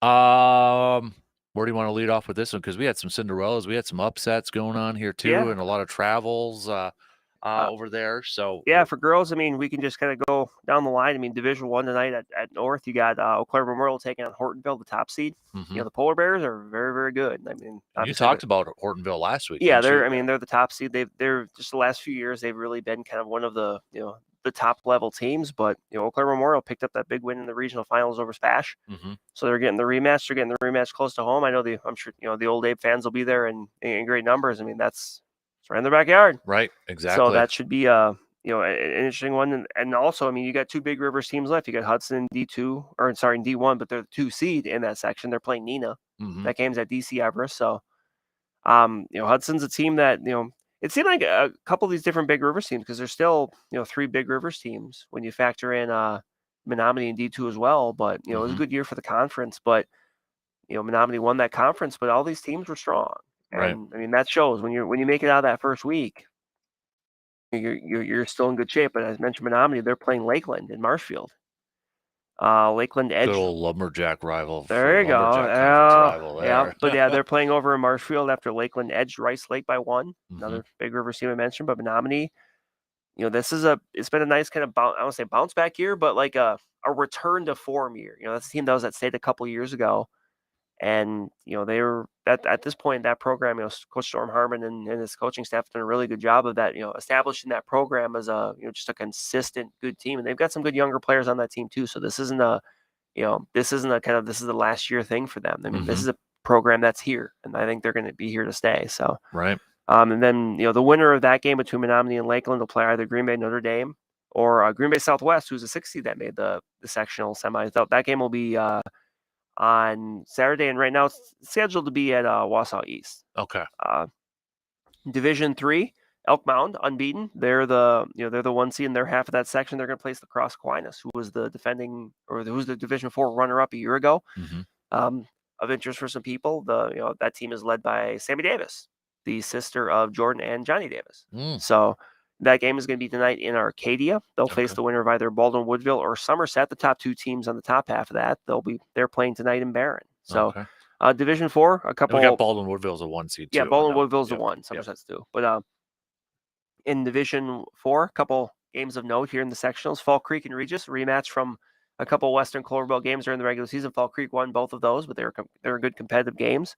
So a Western Clover Belt v. Western Clover Belt matchup. You've got that game in Osseo, and the winner of that will be facing the game I'm going to be at tonight, which is McDonald and Phillips, which game I'm really looking forward to. That game's in Ladysmith. McDonald, dominant in their 2 regional wins. Phillips picking up an overtime win over a really good Cameron team. So, Mhm. these are 2 teams that have got some really good shooters on them. So I'm kind of curious to see how that's defended, because they're the type of shooters that you have to defend beyond the 3-point line, because if you're 4 or 5 feet beyond, they'll still take those shots. They'll still make those shots. So Yeah. I'm really curious to see how that matchup goes. Those 2 matchup winners will meet Saturday at North. So North's getting a couple of sectional games in here this week, and then Division 5, you mentioned Cinderellas. I mean, Gilman. Yeah. As the 9 seed, Gilman still, they went on the road after they've been on the road the entire playoff so far. They opened up, they beat Lake Holcomb in the regional quarters. Then they went on the road, made the trip up north to South Shore. Talk And about a lot of traveling and yeah, like beat South 24. Shore. And then what was the reward after they won? Well, then they turned around, went back north again to Hurley, picked up a big win over Hurley. So tonight they take on Owen Withy in an Eastern Clover Belt matchup against the Blackhawks, and that game's at Stanley Boyd. All right. So the winner there will face either Clear Lake or Turtle Lake, the other one that's in Spring Valley, and that game is scheduled for Hudson Saturday night. Okay. So lots going on right now Yep. with the girls' side there. Yep. So games are tonight, and then Saturday night we'll know winners who's going to state over there. Yep. We're 2 games from knowing the state field. So Gotcha. Boys started a little bit earlier this week for boys basketball. Let's start off with Chi High with that epic comeback that they had against Wisconsin the boys basketball Rapids. team down 24 in the second half to Marshfield. They come back and, or I'm sorry, the Wisconsin Rapids. They come back and beat Wisconsin Rapids, and now they play Marshfield in tomorrow, the top seed tomorrow in the regional semifinals. So, but yeah, there were some good games around the area. I was at one where we had McDonald winning over Boyceville the last second, 68-65 on the last second 3 from Cal Holmes. So they advanced to play Spring Valley, a strong team that actually beat McDonald by a couple points at the start of the year. So there's some, that's a good matchup there. I mentioned, obviously D1 before Chippo, but elsewise you've got Memorial as the 4th seed. They're going to be hosting Appleton East.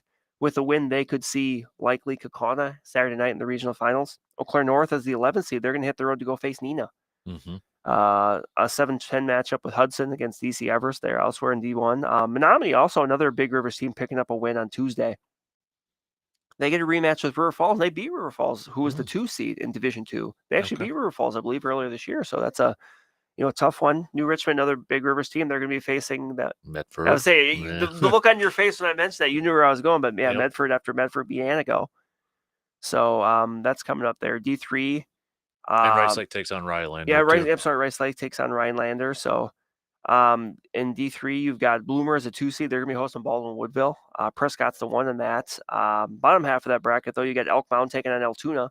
So that'll be, I'm sure, one of interest for many people around here. So Division 4, obviously I mentioned McDonald going to play Spring Valley, but otherwise you've got Cameron, who is a 2 seed in that. They'll be facing Shell Lake.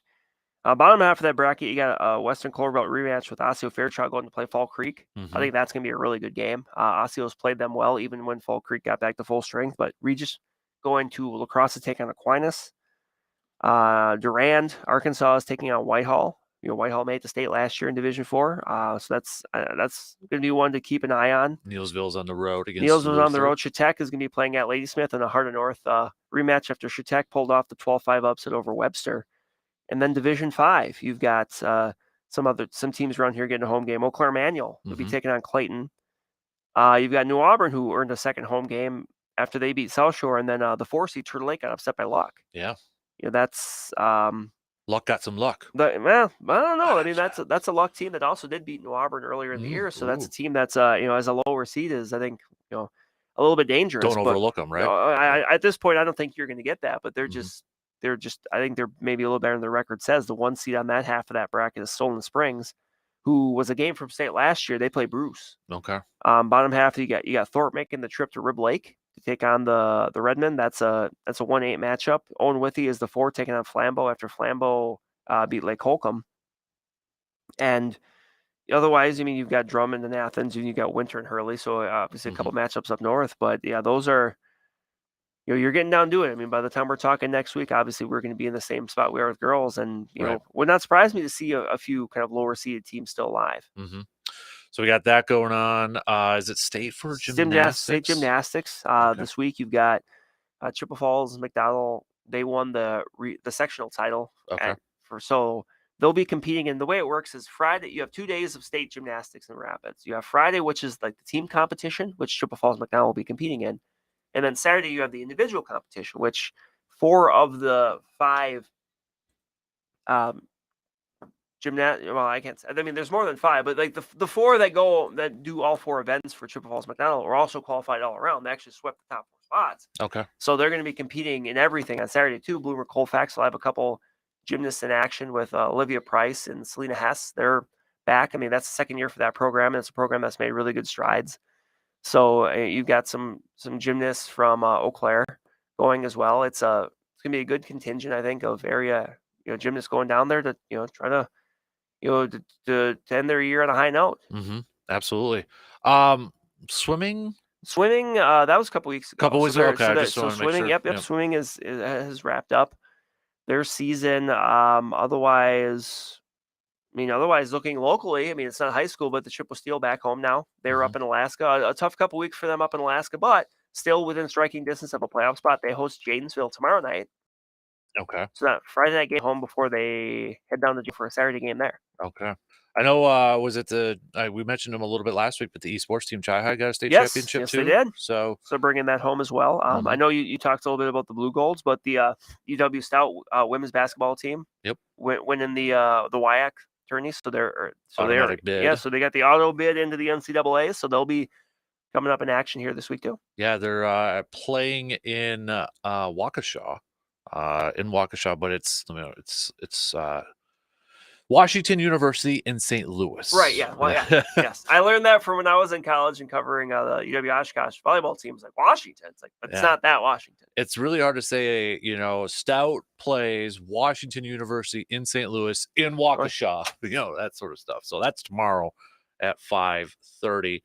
Blue Gold wise, it's still a big weekend. We got wrestling that's going to be going on at points for the regionals. One more before nationals.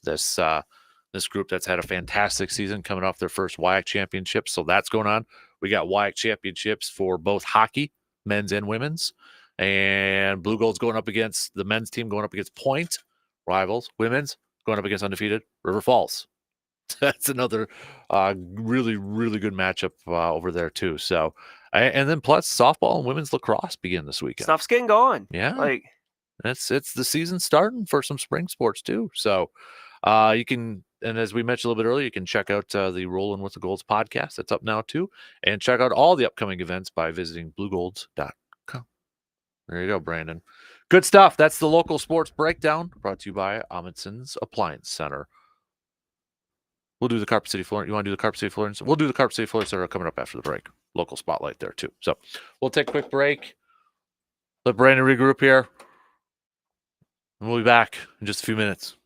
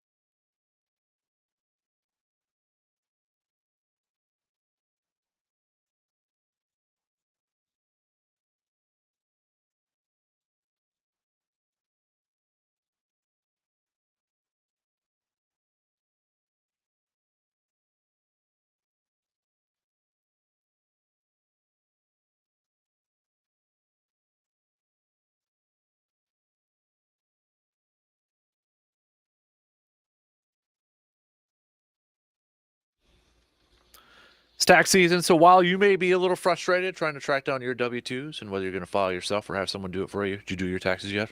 I actually did my taxes yesterday. Attaboy. You have great timing. Yeah, all right. I already got my return. Look at you, overachiever. Just wanted money right away. But see, I got the return now, so I got to figure out what I'm going to do with it, right? Got a little extra coin in your pocket. What are you going to do with that extra cash?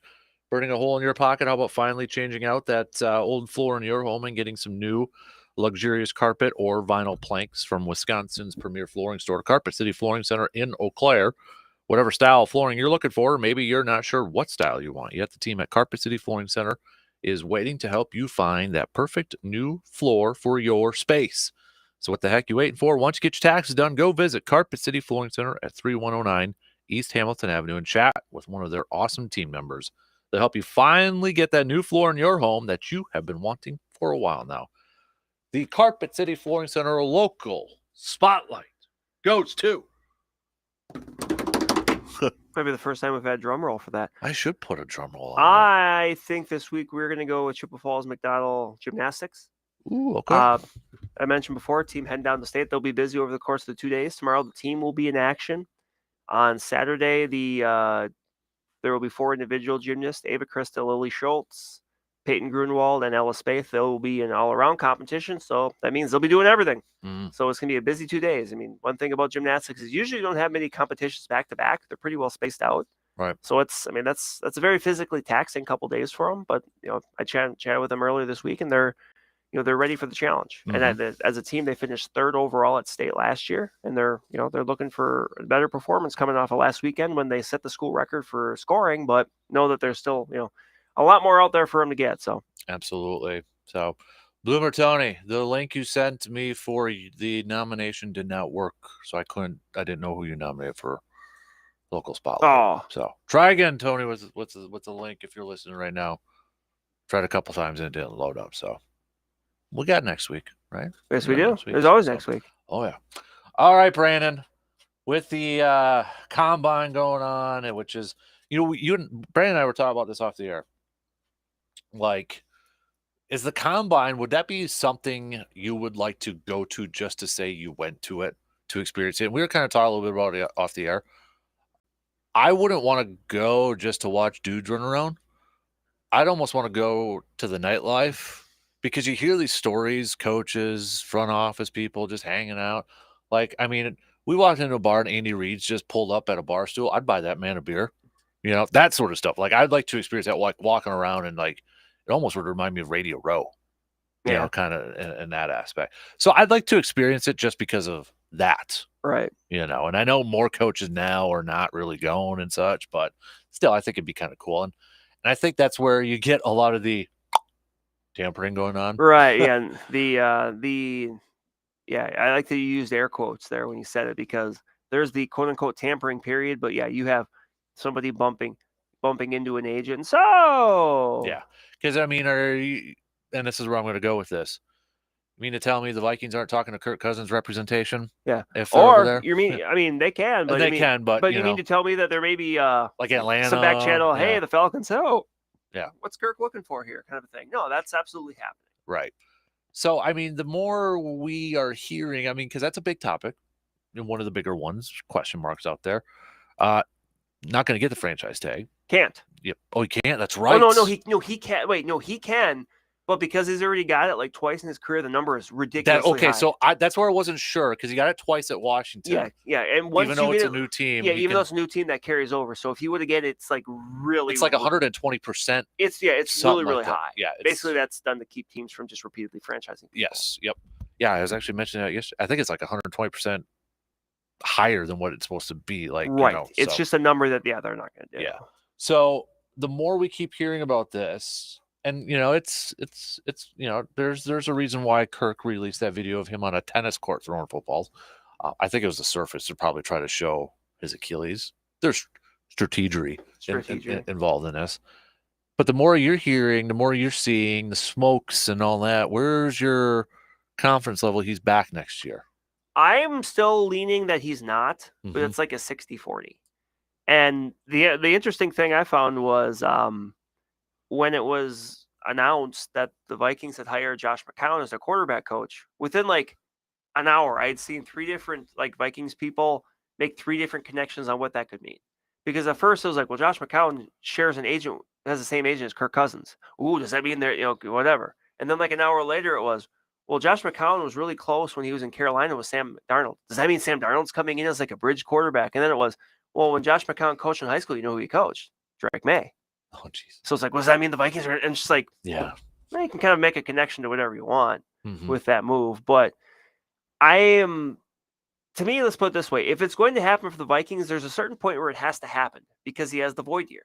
Mhm. And that would have to get paid out. And so if he's not re-signed by then that money is, you pay it no matter what. Mhm. Or that money is like, there's no way you can really work around it. Right. So to me, like I said, I'm leaning towards he's gone. I think from what I've gathered, like last year when the Vikings had Adam Thielen, Dalvin Cook, Eric Kendricks, I think they have a price they're willing to go to. Mhm. And they're not going to budge off that.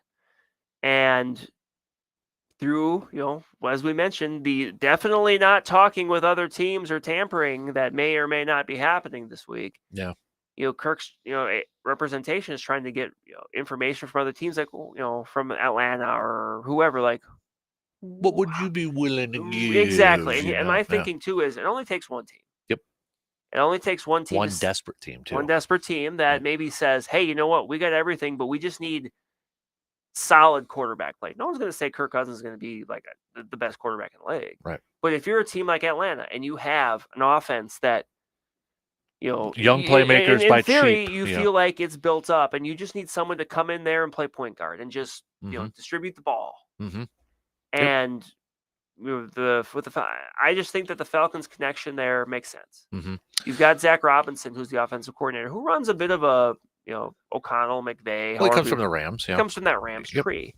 Like, to me, that Falcons connection makes a lot of sense. If His wife's from Atlanta, I believe. So. Yes, if that's the route they want to go. Plus, Arthur Blank is like 85 years old. Yeah, he wants to win. And like, yeah, they could go trade up and get a quarterback, and maybe they in a few years they could win. But like, to me, that Falcons connection just makes too much sense. Mm-hmm. And I think because they've got some of those younger playmakers, they still got the money to make it work. Right. To me, honestly, I think they're the favorite. If I would put it this way, if I'm Kirk Cousins, and because he's getting up there too in age, let's face it, he's gonna be 36 by the time the season starts. So if I look at Minnesota and I look at Atlanta, which team in its current state right now is closer to winning the Super Bowl if I play on them? I think it's Atlanta. Yeah, I would agree. You're in a much easier division. Mm-hmm. You could make a case of the playmakers in Minnesota versus there, but Atlanta right now probably better defense. Like, I just feel like Justin Jefferson's better than every player in Atlanta, but Atlanta's got more depth, I would say. Yeah, I think like at this point, you're Kirk Cousins. You're going to get paid, but at this point, for that last kind of big contract you're going to get, it would be hard for me to turn down Atlanta because you're set up. You're going to be the favorite in that division if you go there. If Kirk Cousins comes back to Minnesota, they are at best the third team. Mm-hmm. To me, it just makes a lot of sense for him. Right. And I'm as much as Kirk Cousins kind of lives in his own bubble at times, like, he knows what people have said about hey, you can't win, that all that good stuff. Well, you get one more swing at it. To me, that's a better swing towards trying to maybe change a little bit of that narrative. Mm-hmm. I was thinking about this past week and what you said last week about drafting a quarterback, and the more I thought about that, I couldn't agree with you more. If you're gonna go up and get it, right? Go up and get that guy. Like, because there's the top three, and then there's the next three. And as I said last week, like, I think I like Michael Penix more than most, but like, the NFL does a really good job, I think, of identifying who the good quarterbacks are, because they go in the first round generally, but they don't always go in the right order. Right. I mean, you may think of Mitch Trubisky going Patrick early Mahomes, before Patrick Mahomes, that kind of stuff. But generally, the best quarterbacks in the NFL go in the first round. Mm-hmm. But as I've said then too, like, I am on board with the idea of trading up to 3. And look, you're gonna have to give up a lot, but I'm on board with that to get one of those top guys and taking that big swing. putting faith in your coach, who you believe to be a bit of a quarterback Players love whisperer. him. Yeah, players like, love him. So go take that swing and try to get your guy instead of trying to hope it works. Like, go be proactive instead of reactive. right, And we'll see. right. But I wouldn't mind seeing that, to be honest. So let's say let me give you this scenario now.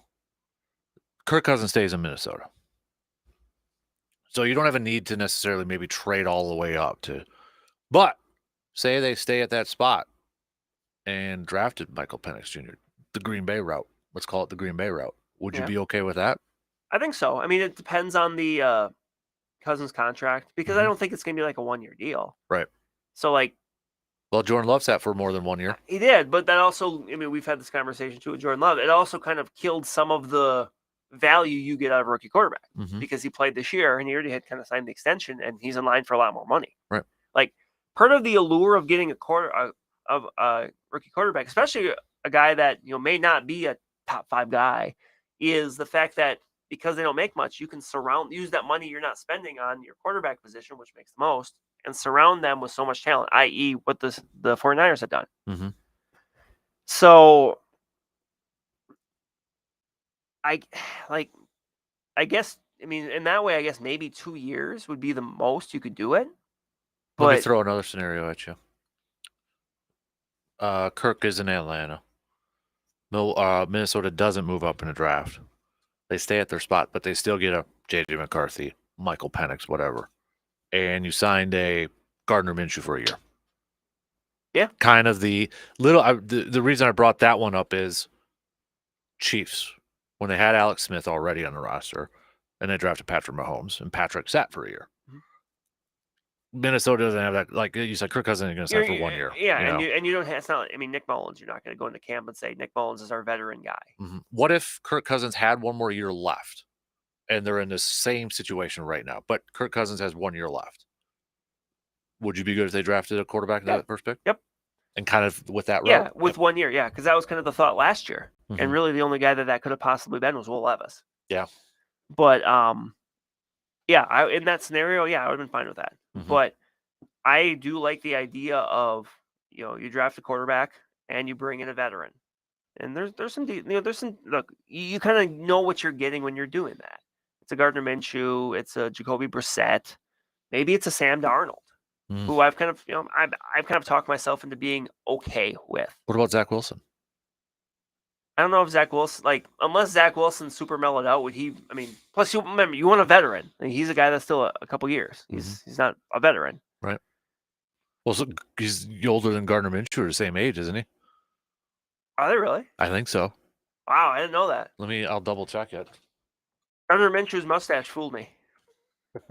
Gardner Minshew is he's 27, so he was drafted in 2019. He was drafted. So Zach was maybe the year after, I think. Zach Wilson was drafted in. Okay, so Gardner's actually 3 years older. Okay, he was drafted in 2021. Okay, so Gardner's a couple years older. Okay, all right. So, but yeah, I'm fine with that route. Because, like I said, I just think at some point you have to make that move. Like, you can't, no disrespect to Cousins, but it's just like I just feel like we've kind of seen what there is to see with Kirk Cousins in Minnesota. Yeah. And if you bring him back, you don't have a ton of money to fix other holes on your roster. And you have holes on your roster. You have things you need to do. And you're going to pay Justin Jefferson. Right. Yeah, that's going to happen. But your GM already said that. Yeah, the thought of trading him hasn't crossed your mind. Yeah. And you've got, actually after this upcoming year, the Vikings are set up really well financially, going into 2025 offseason. Now, some of that's going to get eaten because you're going to extend Justin Jefferson. You're going to extend Christian Darrisaw. So that'll eat into it. But you could go into next offseason, if you get your young guy, your young quarterback, you could go into next offseason. Also, something that no one's really talked about is, assuming Cousins and probably Danielle Hunter both leave, those are a couple what you're going to assume are going to be third-round comp picks. Yeah. So you're going into the next offseason with money, with even if you don't have a first-round pick because you trade up, say you trade up and get Jay Daniels, whatever. you're going in with some draft capital, with a bunch of money, where you can go in and maybe by 2025 legitimately say, "Hey, we're a player." Mhm. Again in the North, depending on what happens next year with the Bears and the Packers and the Lions. I just at this point I have a hard time seeing a route where the Vikings could talk me into like running it back Mhm. and having them be a legitimate contender. Yeah. It's just tough for me. Mhm. I do love that you mentioned Jane Daniels and that when the rumor smoke screen, whatever we want to call it, that came out yesterday is that well, Bill Belichick really liked Jane Daniels when he was, before he's like that was his guy, and then talking was like, well, the Patriots still go that route. I'm like, okay, yeah, that's We've like, hit that time. yeah, it's like, oh, okay, that's out there. To me, it's like Patriots saying we're open for business, Yes, yes. sort of thing. You want a quarterback? Hey, Because we're again, here. Yeah, remember, teams are not going to legitimately go out there and say, "Hey, we really like this guy. Like right, we want this guy. We hope nobody trades up in front of us to get him." right, Because why would that help them? right. Yeah. So I was like, oh, it's starting. And I It's mentioned this starting. too last week. Maybe this is the year that I just start like jotting down the different things that are reported and then going back, like Well, there's your first one. Jane Daniels, Bill Belichick really liked him. So you know what's going to happen now? Whoever drafts Jane Daniels, they're gonna be connected to Belichick. if they are like have a coach on the hot seat or something entering this year and they stink, there you go, Belichick. It's going to happen. It's going to happen. All right, we'll take our final break here. If this button, there we go. We'll do some picks and predicts. We got the Bucks in action tonight, taking on the Charlotte Hornets. We have to make that one interesting. Do the Bucks have a wider margin of victory than they did in their previous game against the Hornets?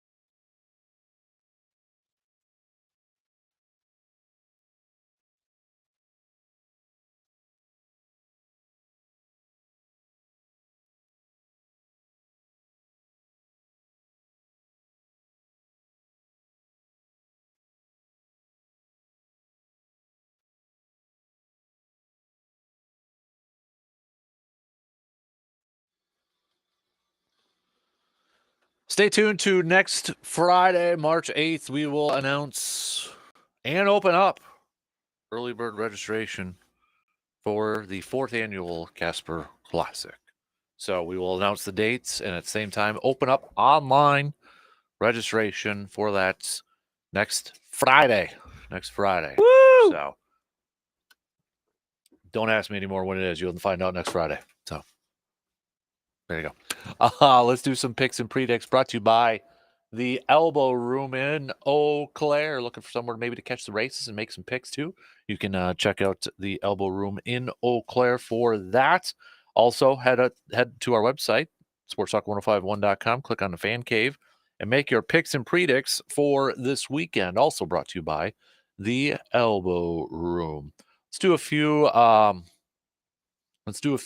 basketball or NBA games for tonight because I was looking at the college schedule and not really a ton. So before we get to Bucks and Hornets, let's do Warriors taking on the Knicks. It's in New York, but the Golden State Warriors are favored by 5.5. How about that one? I will take the Knicks. I'm going to take the Knicks too. I'm a little surprised. I know Golden State's playing better, but big game for Greg Anthony. I'm gonna roll with the Knicks on this one. So we've got the Heat taking on the Nuggets. So Denver's only a 5.5 point favorite, and it's in Denver. I'm gonna take Denver. I'm gonna take Denver too because Miami's a little bit banged up on there too. So I think Denver covers by 5.5 on that one. Bucks and Hornets, 12.5 point favorite. Bucks are on the road for this one.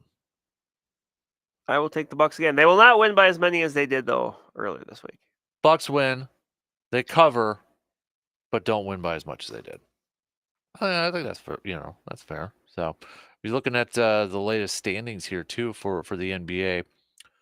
Bucks have moved a little bit closer thanks to Cleveland just losing, but they are just a half game back from that second spot in the Eastern Conference from the Cleveland Cavaliers over there. Since you won't be in tomorrow, do you want to do a NASCAR pick? Yes, I do. Okay, because you were watching NASCAR. You almost got the pick right last week. I know. Your guy was second. How about that? Where did your NASCAR? Not as good. Look at that. You are a legendary NASCAR pick man guy. But you were tweeting about how it was a good race. Yeah, it was a good ending. I mean, I'm sure you've probably seen the replay by now. The 3-wide. Yeah. See, I know what I'm talking about. Yes, you do. It's in Vegas. They're in Las Vegas this weekend. See, I know. Look at you. Are you impressed? Kind of. More so every day. All right. So who are you going to roll with for this weekend? The Pennzoil 400. I'm going to go with Kyle Larson.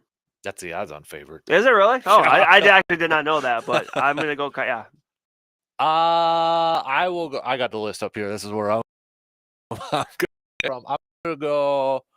I'll go Denny Hamlin. There you go. How about that? That was my pick last weekend.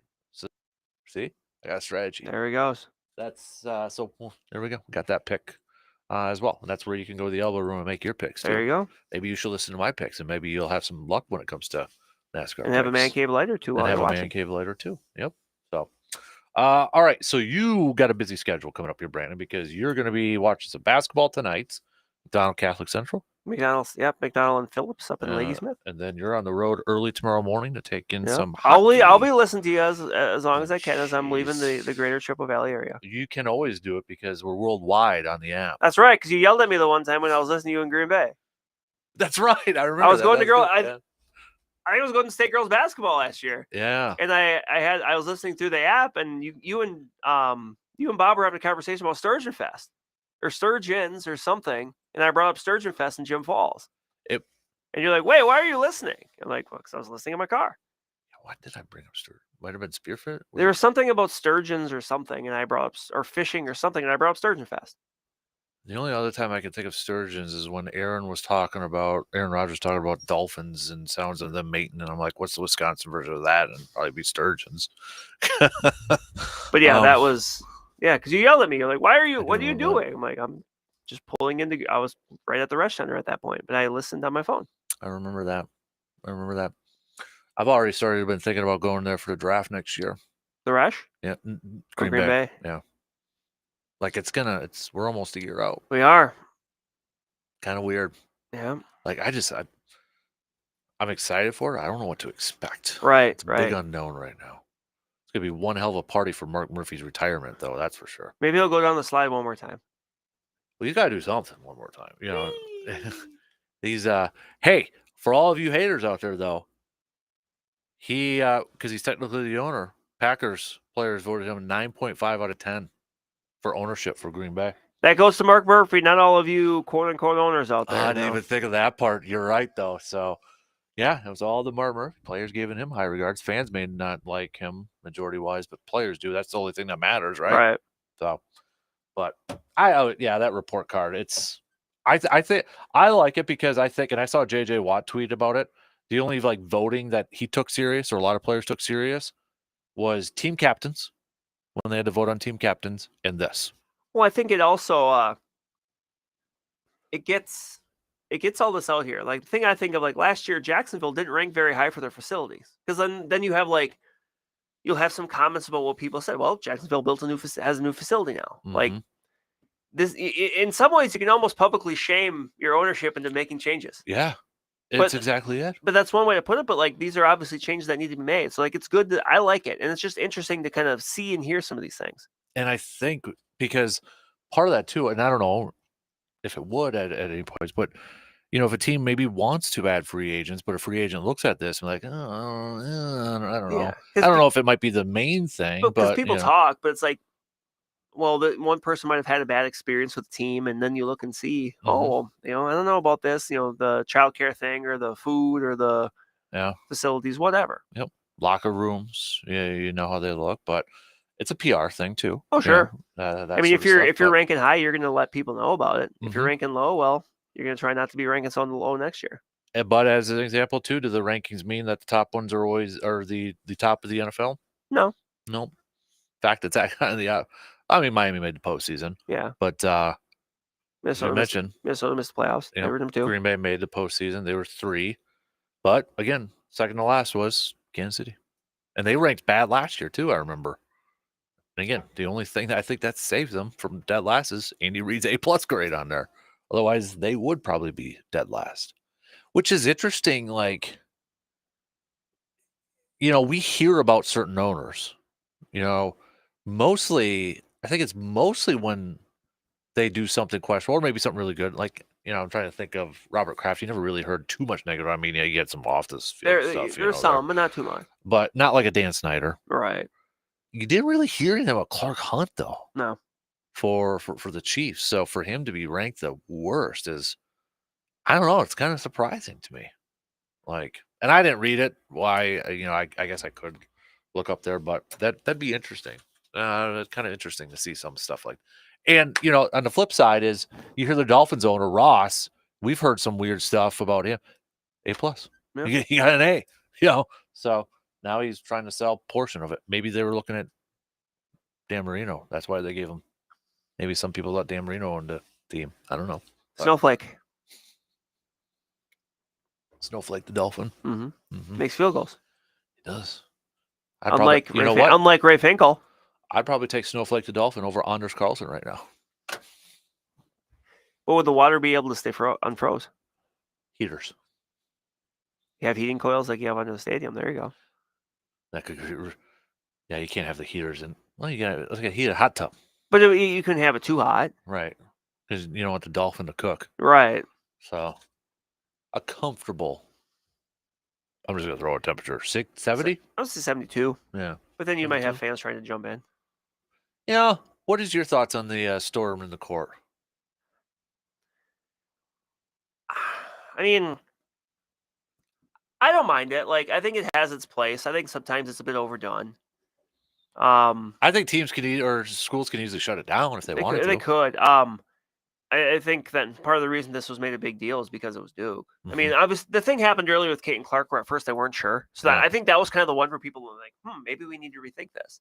But then, thankfully, Filipowski made the miraculous comeback from, maybe being done for the year over the weekend to playing, a valiant effort last night. So I love the sarcasm. But But I mean, pro-wise, you go to Lambeau Field and you hear Bill Jarts announce a couple times anybody that's caught on the field after the game will be prosecuted and all Right. that. So you can, Yeah. I think there's a place for it, but I also think that sometimes it's overdone. Like, it is overdone sometimes. But if you're, we've seen times where there's like two highly ranked teams and one team beats the other, and it's like, really, you're like the 10th ranked team and you beat number one and you're storming the court. Like, yeah, there's a time and place. There's a time and place for it. Yeah. So, all right, Brandon, get out of here and rest up. No. Dude. Go. No. I don't want to see you sniffing or sneezing next week. I'm just gonna send you videos of me sniffing because you guys drink water. I drink like pretty much nothing but water. How much though? A lot. I pee a lot. You better. We don't want to go too deep into this conversation right now, but you get some rest too, okay? Go take a nap. I actually got a pretty good night's sleep last night. Well, That's part of the reason I really wanted to come in today, because I have to wake up early tomorrow. So I'm like, that would actually be helpful, because otherwise I just won't sleep and then I'll be tired tomorrow. Okay.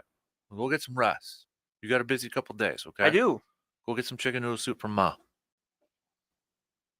Does she make chicken noodle soup? Or I think she does. Okay. She makes like chicken dumpling soup. It's good. All right. Get better. All right. We'll be following you on Twitter this week. Just for you, I'm not going to get better. Spite. Be that way.